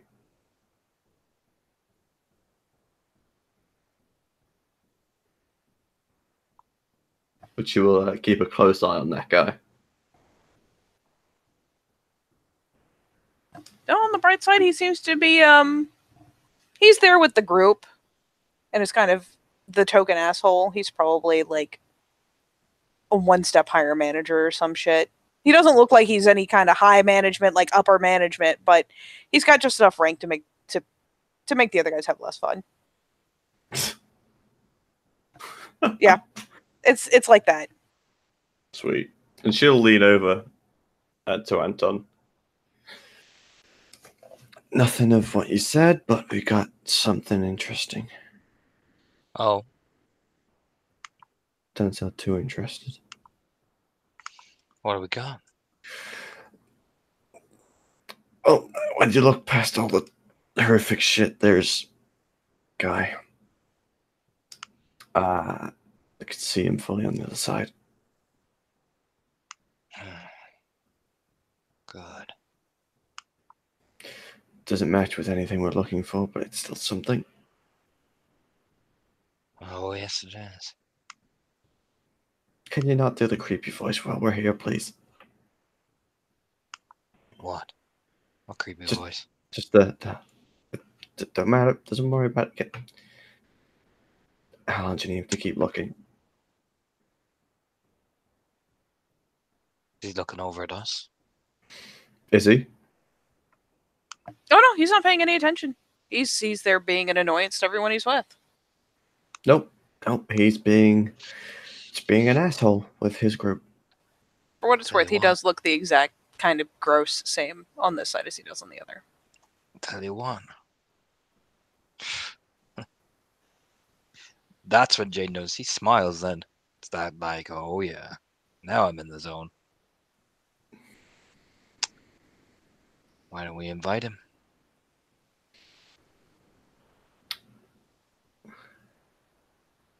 I'll leave that one to you. No problem. But he's not going to appeal to me. Just finally breaks the connection of like looking over the side. Does turn to look at Anton properly. You there's a motel room. We'll get him there. You're making me do this, aren't you? I'm not. We're not sleeping. You're not sleeping with him. No. You get him into. Well, we'll both go over. Teamwork. Solo runs are stupid. We get him into a motel room. It's pretty easy after what happens next. Yeah. After all you have to do is slip into something more festive. And I'll well, there's razor wire in the car.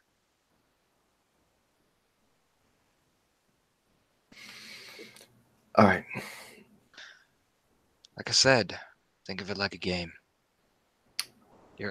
You're haunting him. Anton.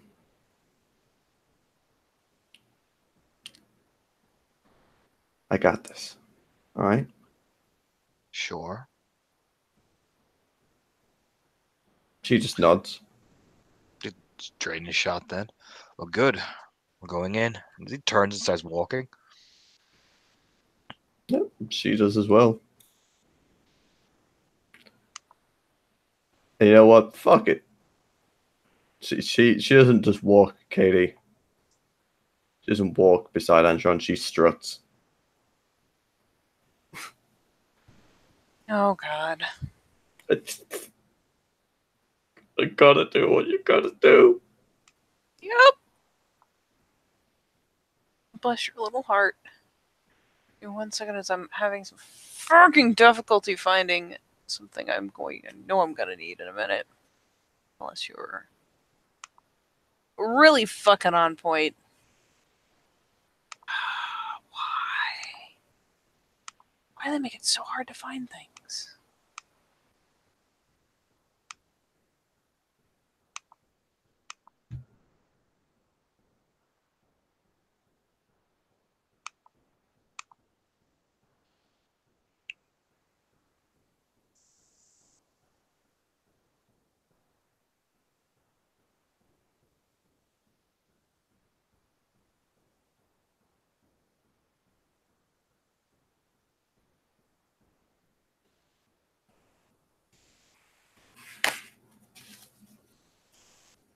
Sorry, trying to find wormish abilities in this book, even though it is the Book of the Worm, is startlingly difficult.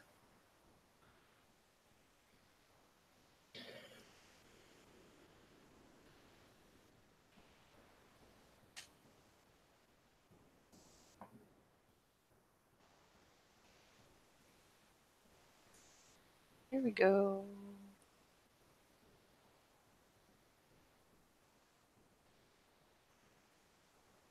There we go. Come on now.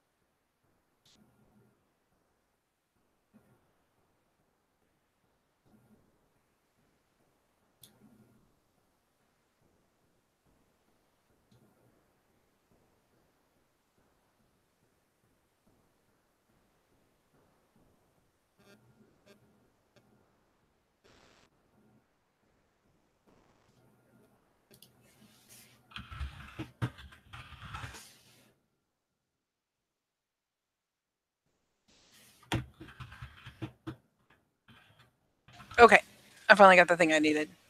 So yes, where are the two of you moving, sweet lord? I know you're both strutting. Where are you strutting? I'm scared. Heading over to that group. Yep.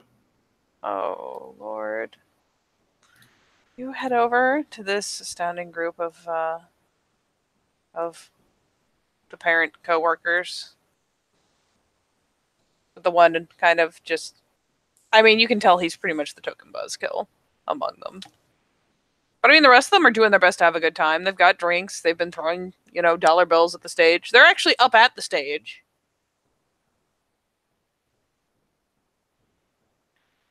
So what is your approach? Anda just walks in like he's one of the boys.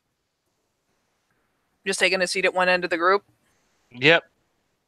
Probably toss a dollar bill up on stage as well, you know what I mean? Like I said, one of the boys. Yeah. You plop down, you put the dollar up there, slide the dollar on the rack, and yeah. You just sit right down. They don't seem to mind you at all. You're doing your fucking shit. Alright, where's the main guy sat, Katie? I mean, I assume he's been shuffled off to one of the ends because he's obnoxious. Alright. Well, he's the target, so what she'll do is she'll go over, of course, strutting, hair flicking everything, just to get that perfume, just it's there rather than just the smell of stank.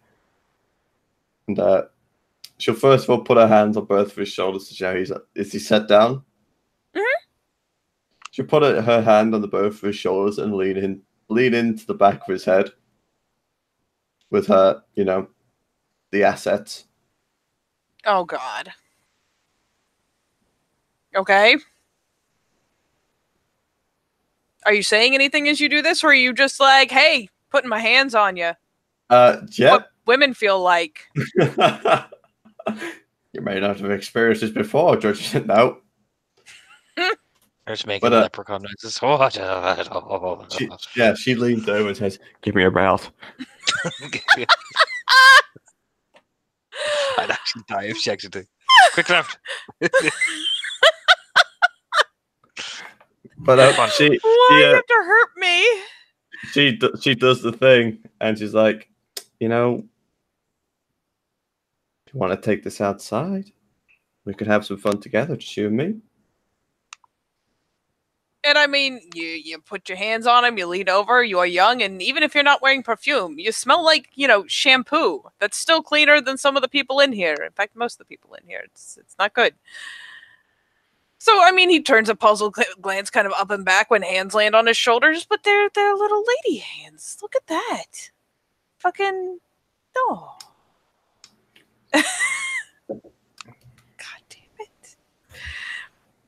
And I mean, almost immediately he gets this kind of, oh, that's a very endearing smile you've got. Very, oh, gross.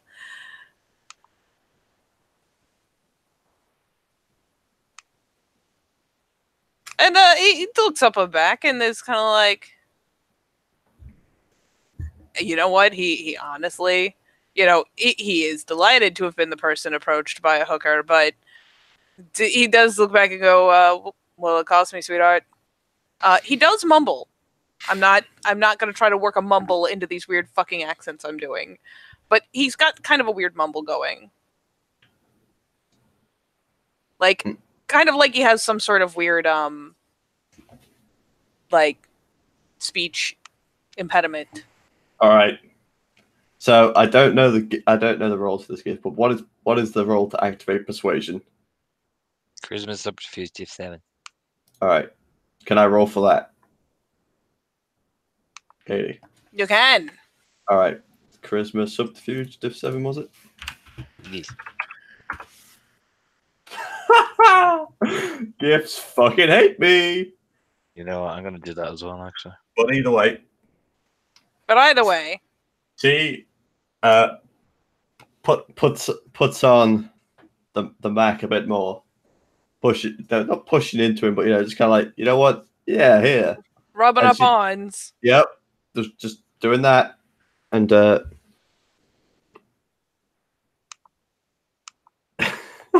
can't believe. Oh, these words are coming out my mouth. But either way, she does that, and well, maybe we'll do it, and then you'll find out how much you owe me afterwards.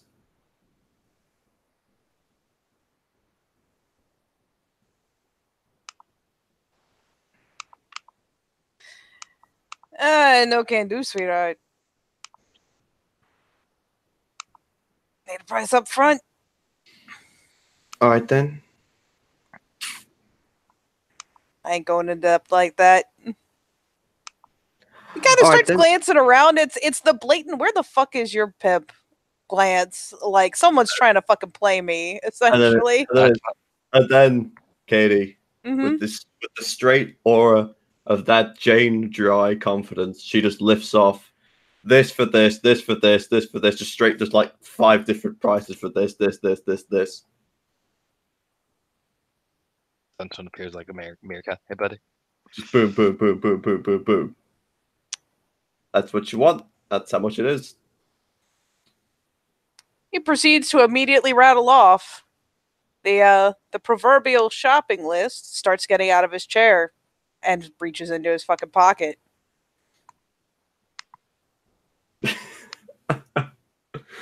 Yeah, that fucking yeah. So, I mean, if is he coming outside with her? Oh yeah, he's fucking literally shoving cash into your hands too. Oh, that He's a smart boy. He's gonna pay up front. He ain't gonna get fucking called out for not paying. If your pimp can see, he sees that he's giving you the cash. Yep. She's like, yay, my money. Oh god, it smells like ass crack as well. That's fine. Smells like a very, very sweaty wallet. As they're sliding outside, Anton will, pleasure boys, you know what I mean? He'll slide up to Mr. Creep. Mr. Creep, you say? Yep. Your favorite bartender? Yes. What do you want from Mr. Creep? He'll slide over. Tell Chastity tonight,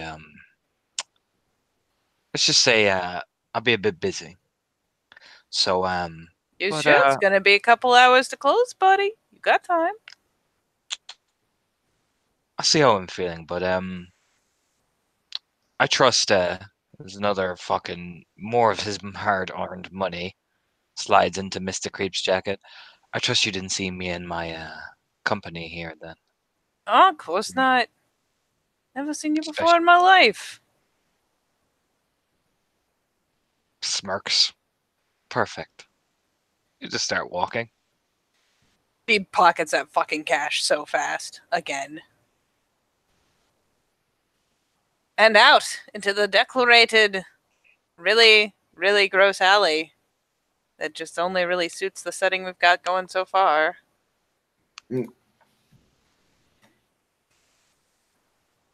This is just where you wanted to go, with a kind of moist, overweight guy. Yep. He's got that whole layer of sweat over him. He's he's a little. Here's the other thing, like when he passes you the cash, he's got them kind of sausage fingers. Ugh. Oh yeah. Yep. That cool-headed, working fucking overtime right now. Like, I am not panicking in any way, shape, or form. I know exactly what I'm doing. That just, yep. Anton said he's going to come in and that with the razor wire or whatever. Just like, yep, let's keep this going. A lot of faith in humanity right now. Yeah, like if Jane's observing, you see Anton walk very calmly past you guys. He'll look over at Jane and just mouth, car, motel. Mouth it. Yeah, no, she knows, and she starts pulling the guy off. If he pulling not off, like towards the car. And it's just kind of whoa, you got a better place in mind?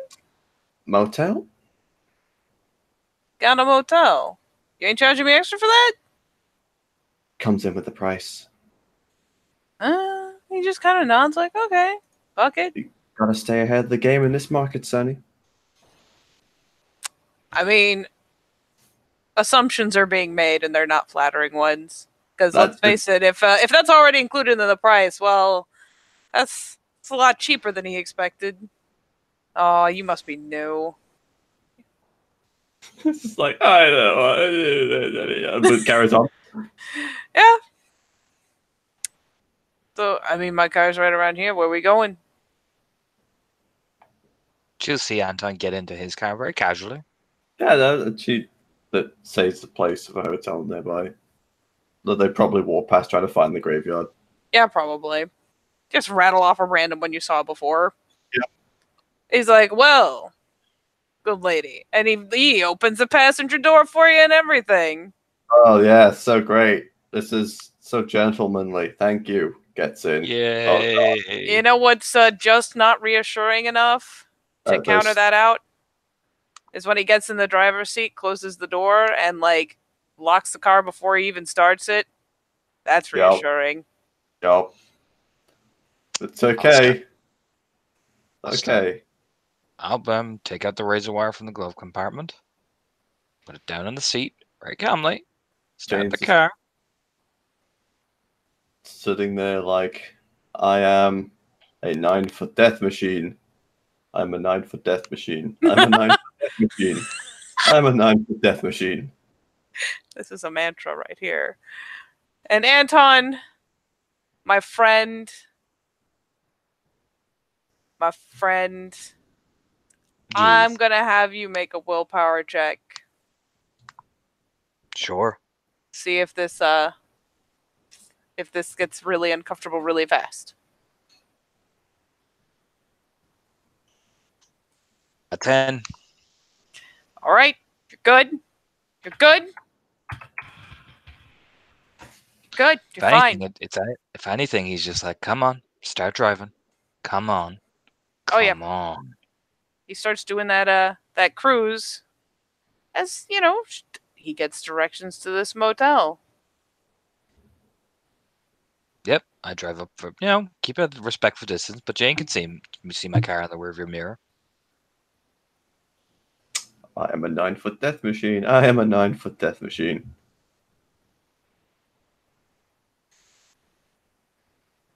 Yeah, no, she'll carry it on and just playing into it, but nothing like that. Just, keeping the interest.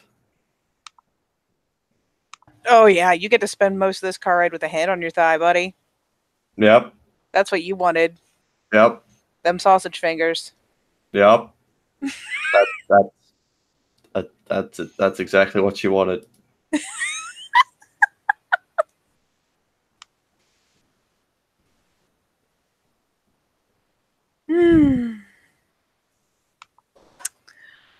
Okay. Oh, that last thing.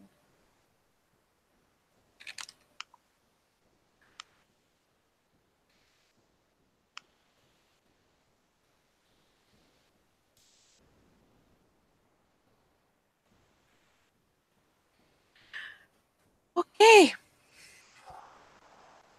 So yeah, you guys get to take this romantic cruise to a motel almost as dilapidated as that strip joint was.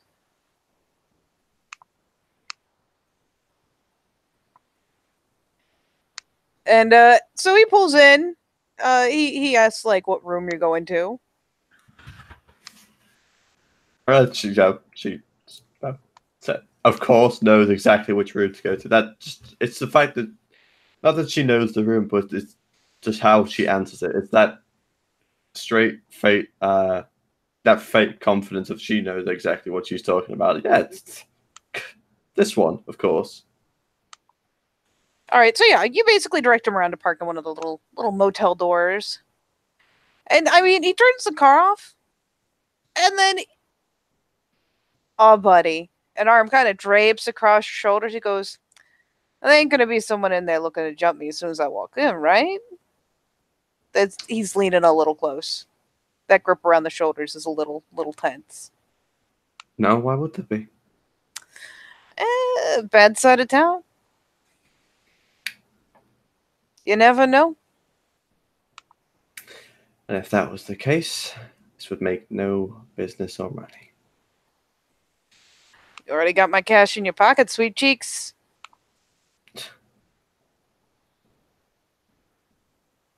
It's just an And eyebrow raise. dead men don't really keep a very good hold on their wallets. What they cause? It's just an eyebrow raise of really. That's where we're going with this. You get the impression he is dead serious, and let's face it, he's saying it. Pretty fucking feasible thing you could imagine happening at this exact fucking motel. Oh yeah, no.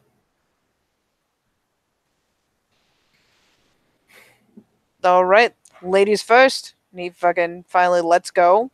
Starts to get out the car. Just like, yep. This is that second of crisis averted. Gets out the car.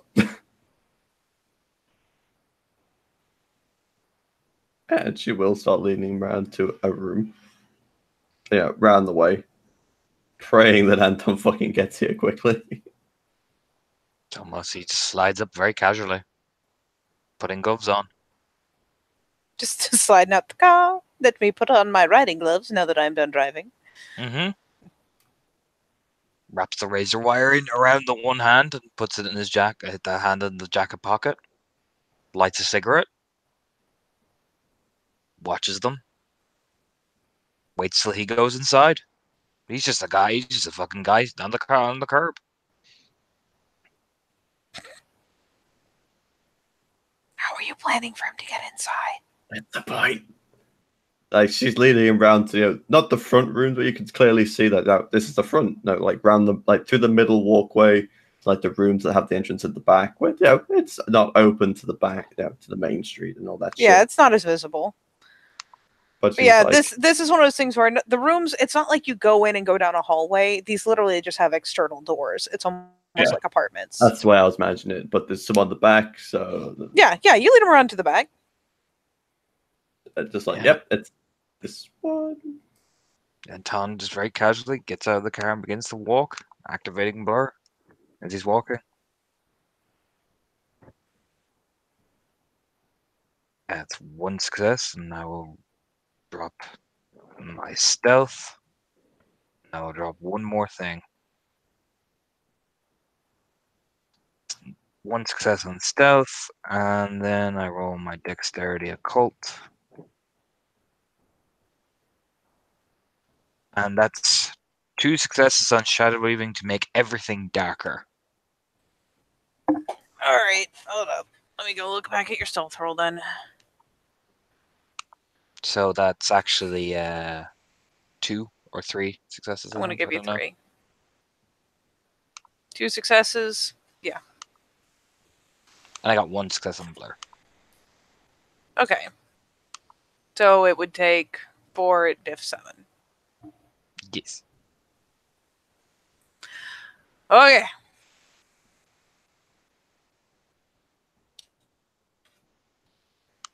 Sure. If I can't forget it in case I need to use it. Alright, so what are you doing, buddy? Because I assume that after a certain point, Jane just has to like stand in front of a door and like pretend to be shuffling in her pockets or something. Literally. That's exactly what she does. I will spend the rage to make this quick and being glabro, you know what I mean? No point in risking the sound of bone popping, you know what I mean? Mm-hmm. And one more thing I will roll, Katie. One more thing. Busting out all the goodies. Fatal Flaw. Oh, is that the one you're going for? Yeah, that is the one I'm going for. Because Hush could work, but the Razor Wire does that just fine. Alright, give me 1 second.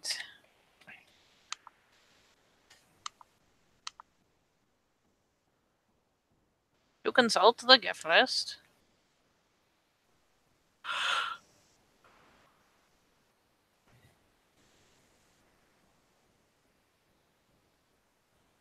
You're a Shadow Lord. Shit, Lord. Alright. His wit subterfuge. Let's take a look. Your difficulty is 7. What do I roll? Intelligence, empathy? Perception, empathy. Oh, same dice pool. 2 successes. All right.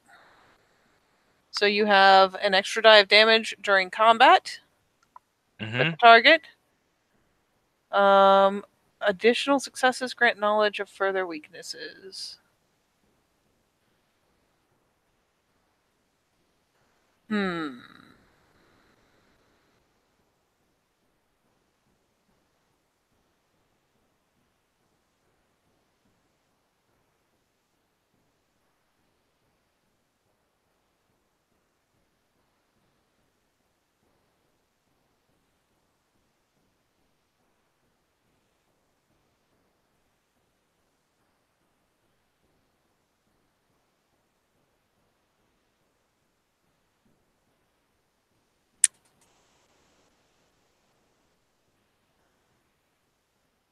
Huh.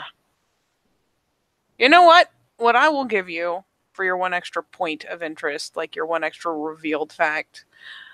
I told you both basically that he had kind of like, it was almost like he had a big wad of gum in his mouth. That he kind of worked around, and he's got that weird mumble going, like he's got a speech impediment. Yeah. He is, as far as the traits that have been described to you, suspiciously frog-like. Huh.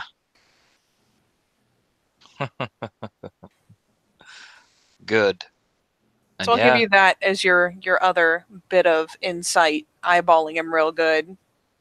cool. He wears a human skin real good, but he ain't.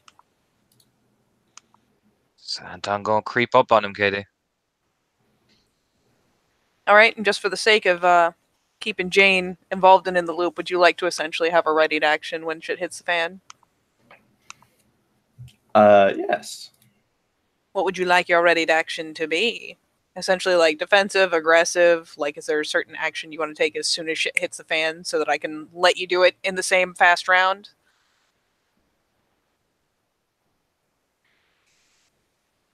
It doesn't have to be specific, but even a vague idea of what you plan to do. You know what? Because of the shit. Yeah, no, what? As a ready to action, she's gonna fucking fuck it. I can't get my words out. Glabro, that's the word I'm looking for. All right, Just so thing. essentially, as soon as shit hits the fan, you're ready to get a bit bigger and get involved. Yep. All right. So I'm gonna roll to see if Anton can pull off an ambush. Let me find his stats again real fast. Fuck. Balls. Perception. Alertness. Alright. Actually, and yes. He does not cancel out your ambush, good sir. He takes 1 die off of it. So you only Okay. get +3 die on your initial action. I'm assuming I'm rolling the strength roll thing for the thingy. For You would need to roll. I assume it's Dex essentially Dex. for me. Yeah, Dex for me. first to get it around him. Mhm. So basically, you're both going to get an ambush round. And with my ambush dice, then. So yes, +3 dice instead of 4. I imagine lightning reflexes come into play here, wouldn't they, Katie? No, because that's more like dodging stuff or getting out of the way or responding to something. A reflex is a reaction, and you're taking an action. Okay. But still, 1, 2, 3, 4, 5, 6 successes. Yeah, I don't Even- think you needed more, Wanted sir. more. Would like more. Can I apply Can I apply damage? You can. You can apply strength damage. What's my successes, I'm assuming? Yes. I want to go back and see how Parker's doing it because I'm curious. Because I want to say it was a round to put it on and then a round to start doing damage, but I can't remember. It was around to put it on, and then he would start wrenching. So do you want to use the first action just to get it on him? Yeah. And then Just start to get it wrenching on. the next one? Yeah. That's a 6 success grip. That's Oh, firm yeah. as fuck. It's on him, buddy. It's on him. So yeah, basically, while he's getting agitated, looks like he's kind of gearing up almost to maybe shove Jane into the fucking wall or something because he's starting to think he's getting fucked around with. And Jane, you're just kind of going like 9-foot death machine, any minute now. Okay, maybe 7-foot death machine, any minute now. And suddenly the guy kind of makes a choking noise as Anton whips that shit around his neck, and you can totally take your shift to Glabra without losing an action or having to spend rage. Because you were prepped, you were ready. And now we enter the most sad initiative known to man. Nothing like entering initiative with a fucking razor wire around your throat.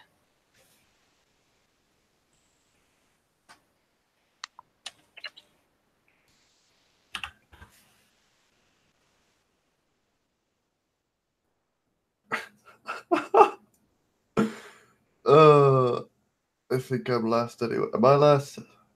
How are you last at 15? Oh, no. Yes, because lower die means more stats to put in. So, yes. Yeah. I thought that was... Yeah. Oh, that's me. You gotta go try break out. That's gonna hurt him so bad. What he's gonna do, actually, is he is going to roll a thing. Hilariously, their pool looks like shit for this. Why would they give them an ability like this? And you know what? You know what? I'm not even mad.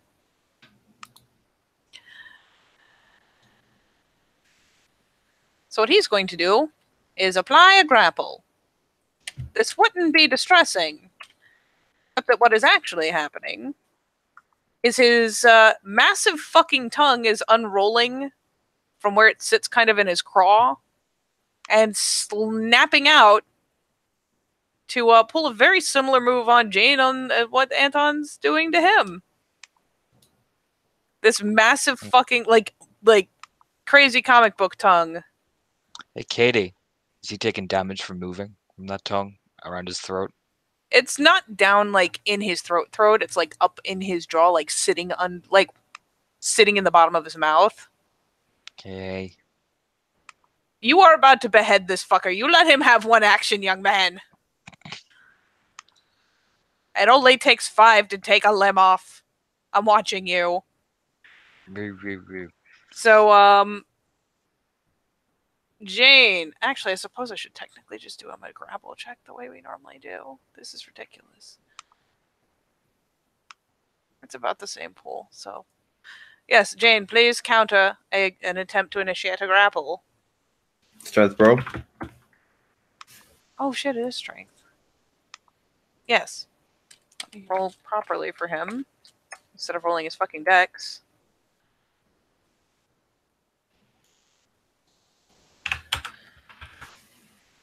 Four. And yeah, essentially this thing snaps out, and you manage to kind of like, oh no, like no, just that thing snaps out. You manage to like bring the arms up so he can't get a latch around your neck. And in fact, since you've essentially effectively countered the roll, what you will see is as the thing like wraps around and then starts slithering back, is there is this nasty hooked barb at the end of his tongue. And that's just got to be delightful when it makes contact.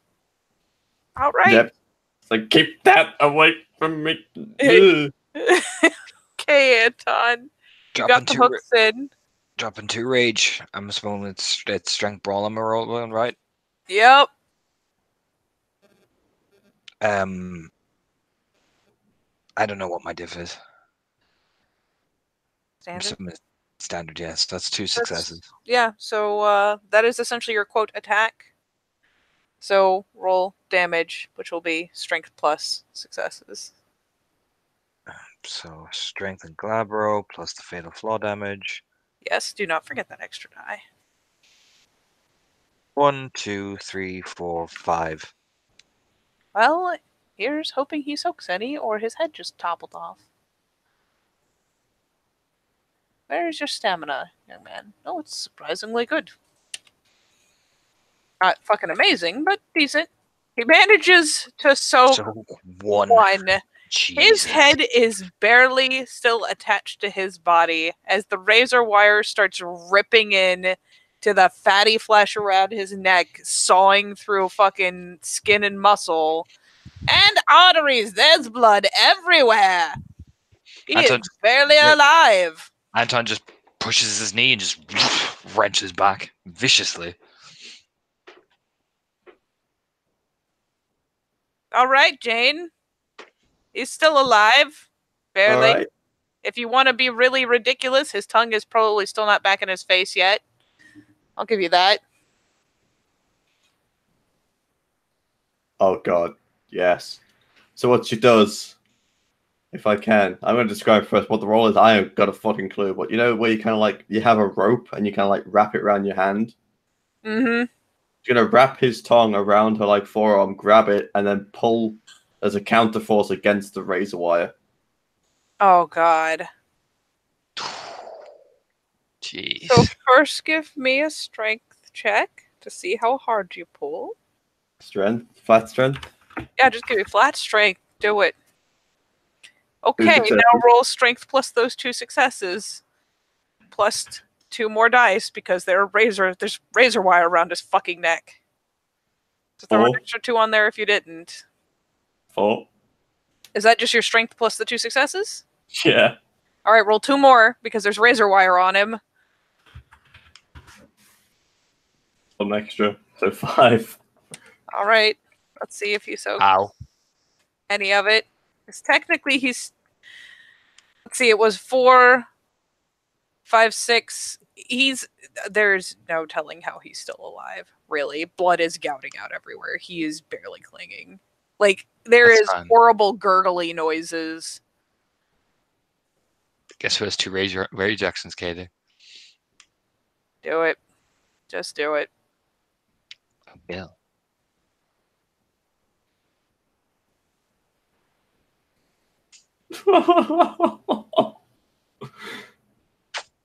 Oh man. 5.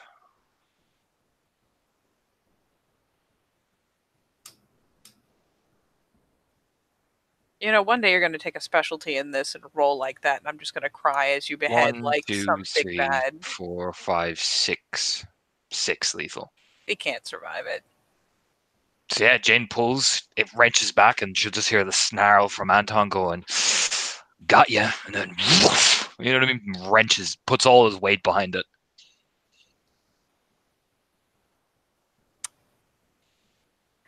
The head, literally, as the wire tightens and twists and grinds, like it slices finally through that stubborn bit of spinal column, and the head comes off. You both are basically, because just the sheer force in that, like, Jane's gonna spill back, you're gonna spill back, because you're essentially playing fucking tug of war Mm-hmm. with this Fomori. Yep. And yeah, there's blood everywhere. It's, oh boy. I mean, Anton's probably anticipated this, so he just rolls back out of the way, just rolling. I mean, you don't worry, you covered in blood already from initial spurts. Yep, that's fine. But yeah, you're both gonna get a nice showering of blood, and yeah, the body topples back. The head, of course, is being pulled forward by the tongue. Anton quickly just wraps the razor around and shoves it in his jacket really quickly. Runs over, like jumping over the body. This Jane is kind of flat on her ass with a head And a next to her. tongue still wrapped around her arm. Nummy. Yep. Just kind of pulling that off. It's like, push, kicks it over to the side. Like, doesn't kick it, just kind of rolls it over to the side. You okay? Yeah, no, good. I'm good. Hey, you sure you're okay? Yeah. Alright, come on. We gotta move. Up. All right. And she gets up. He removes his jacket, takes off her jacket, probably folds it. I need you to walk to my car. What about the body? Fuck the body. Need you to What get the about car. the body? There's a gasoline canister in the back. And she just stares at you, could totally deadpan for a second. That'll suffice. You can get freaky all you want about it later. Right now, you need to cover your trail. Get the gasoline. Don't get seen. And There are two sets of clothes in the back. Bring them as well. she just goes, starts walking towards the car. And Anton she will will lean up against the wall very casually. You know what I mean? Like, keeping an eye. get the canister. Just casually walk back. What Anton will do is he'll take the wallet, Katie.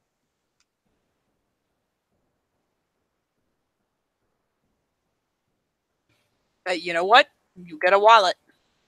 Yeah, he just opens it, takes as much money as is in it, throws it back down on the body, and takes the gasoline off. Jane, change those clothes.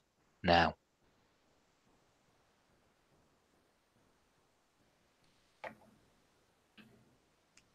She starts to, well, before she changes the clothes, she will actually get the head and put it back in line with the neck. So the body looks whole. And then she will start changing the clothes. Yep. Anton quickly pours the gasoline around the body, just and then changes his own clothes, keeping his own jacket because it's black, so it can easily hide the blood taints from it for a bit. Cleans a bit off of it. Adjusts himself, throws the clothes and jeans, making sure to take out his own phone and wallet and re-put them in new jeans, and throws his clothes over the body and just fucking throws Jane's there and just lights the fire essentially.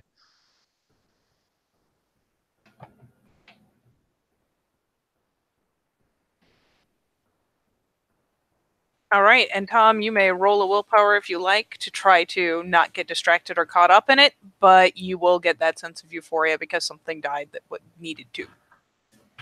You have set something right. You'll get kind of a little like, Yeah, a no. happy glow. She as you know, it is there, and Anton will see straight away. There's just a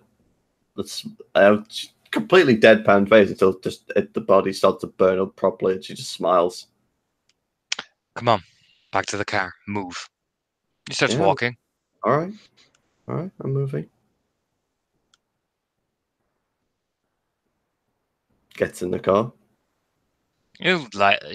Drives very just all business-like is driving as fast as not as fast as he can, just driving and with a quick enough step till they're out of the city.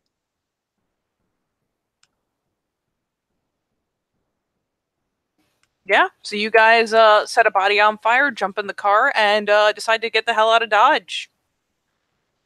As they're driving, Anton will turn to her. That was good, but sloppy. Showed too much emotion. Too much fear.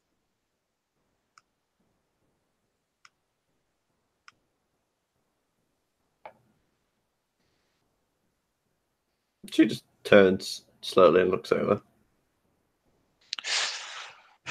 You want to kill people like that? You gotta treat it like you're hunting. You show them fear and they'll eat you alive.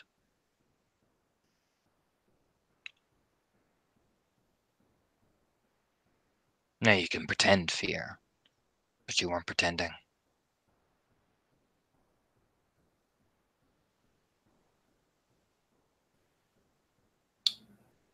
No.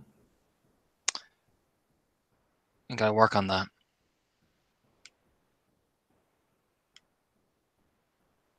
All right. Is that it? That all? All right.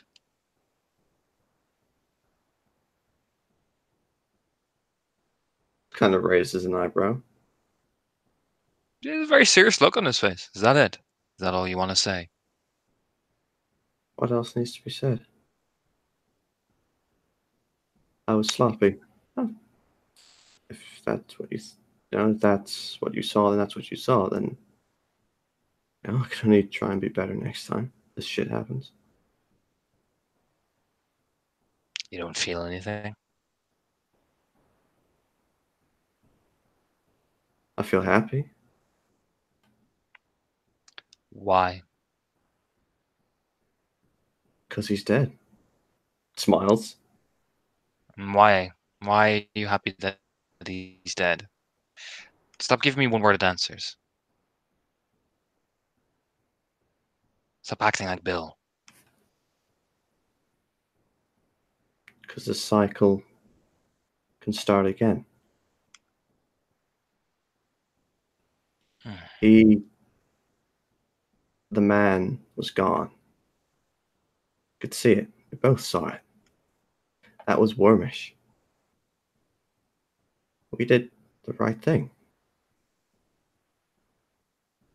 And now he has been sent back to the family. Family.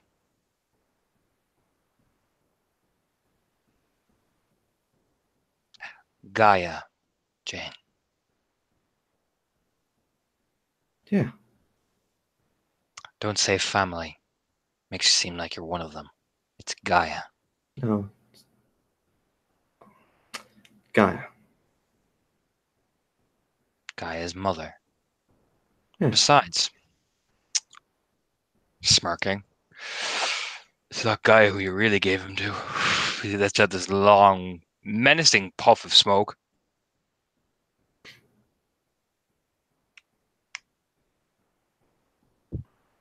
Gaia doesn't take scum like that. Then he is where he belongs. At least he's. No? She just Not, smiles again. not curious. Oh, I'm curious. Why? Where'd he go? Grandfather took him for judgment. Grandfather. Who's that? That's one I haven't heard before. He's the grandfather. Grandfather of the crows, of the shadows, of pain, of Oh, thunder. You want to be anything like me? Grandfather is the one you answer to. He serves Gaia, but he serves Gaia in the way that we all serve Gaia by doing is what is necessary.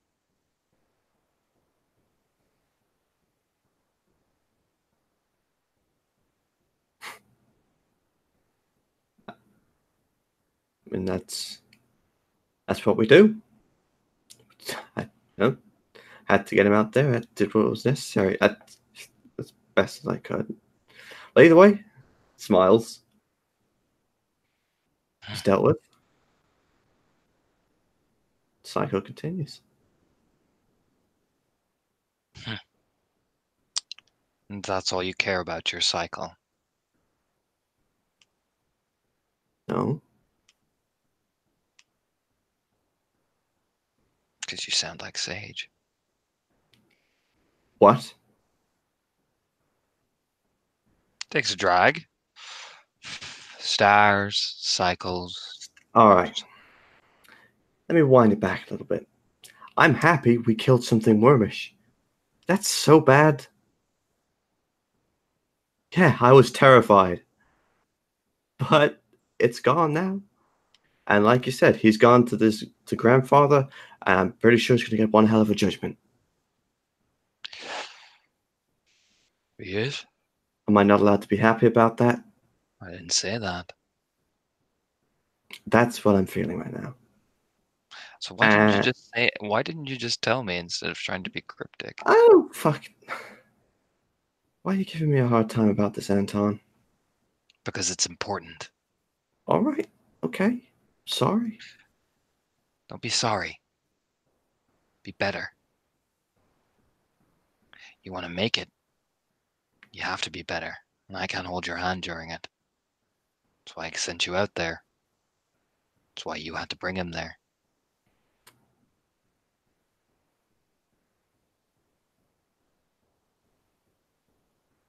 All right, then how do I be better? You do it for the right reasons. And you remember why. You remember patience. And above all else, you practice. You study. You watch. You learn. You grow. See, I know everything about this group now because I've watched you all, studied you all. I know your weaknesses. I know your greatest strengths because I've watched and learned. I watch things. I study them and I make them better. If you want to make it in this world, you watch and learn. And you adapt.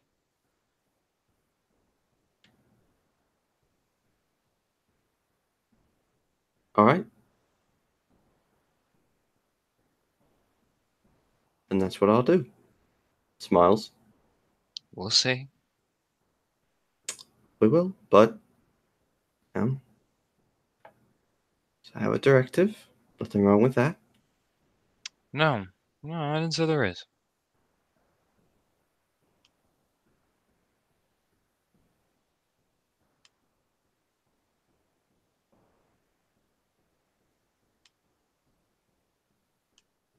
Just remember, you're not enjoying it because it's for sport. No.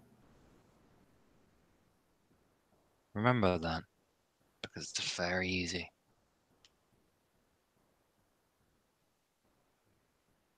Please. It's nothing like that. I'm just giving you some advice. Advice taken. Have some purpose behind it.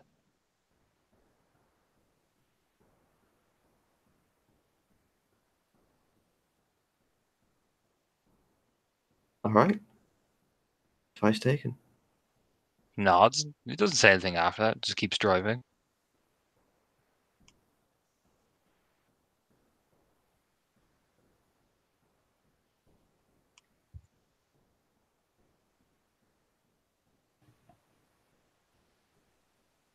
All right. Would you guys like to do anything more?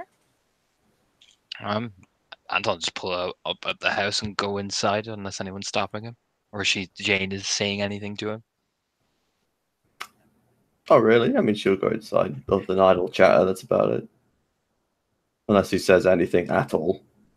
No, Says doesn't nothing. speak. No, doesn't speak. No, she's Walks just inside. quite happily just follows him in. Not like a beaming smile, but there's a just generally more energy about her, definitely. Not like she's bouncing off the fucking walls or anything like that. But and she watches where he goes. Do you Just want looks something over to his eat? shoulder. No. All right. Well, I'm gonna go get some food. Sure. Something wrong?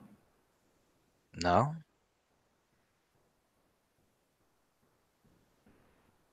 Sure. Pretty positive. All right. Well, you know where I'll be if you need me. Just nods.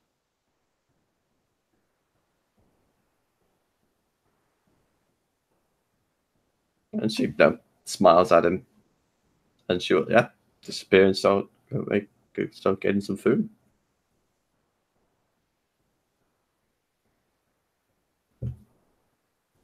Easy. Well, all right, kitties. Anything else? Anyone else? No. All right. Then for now, this Sin City episode will come to a close with burning bodies and hookers.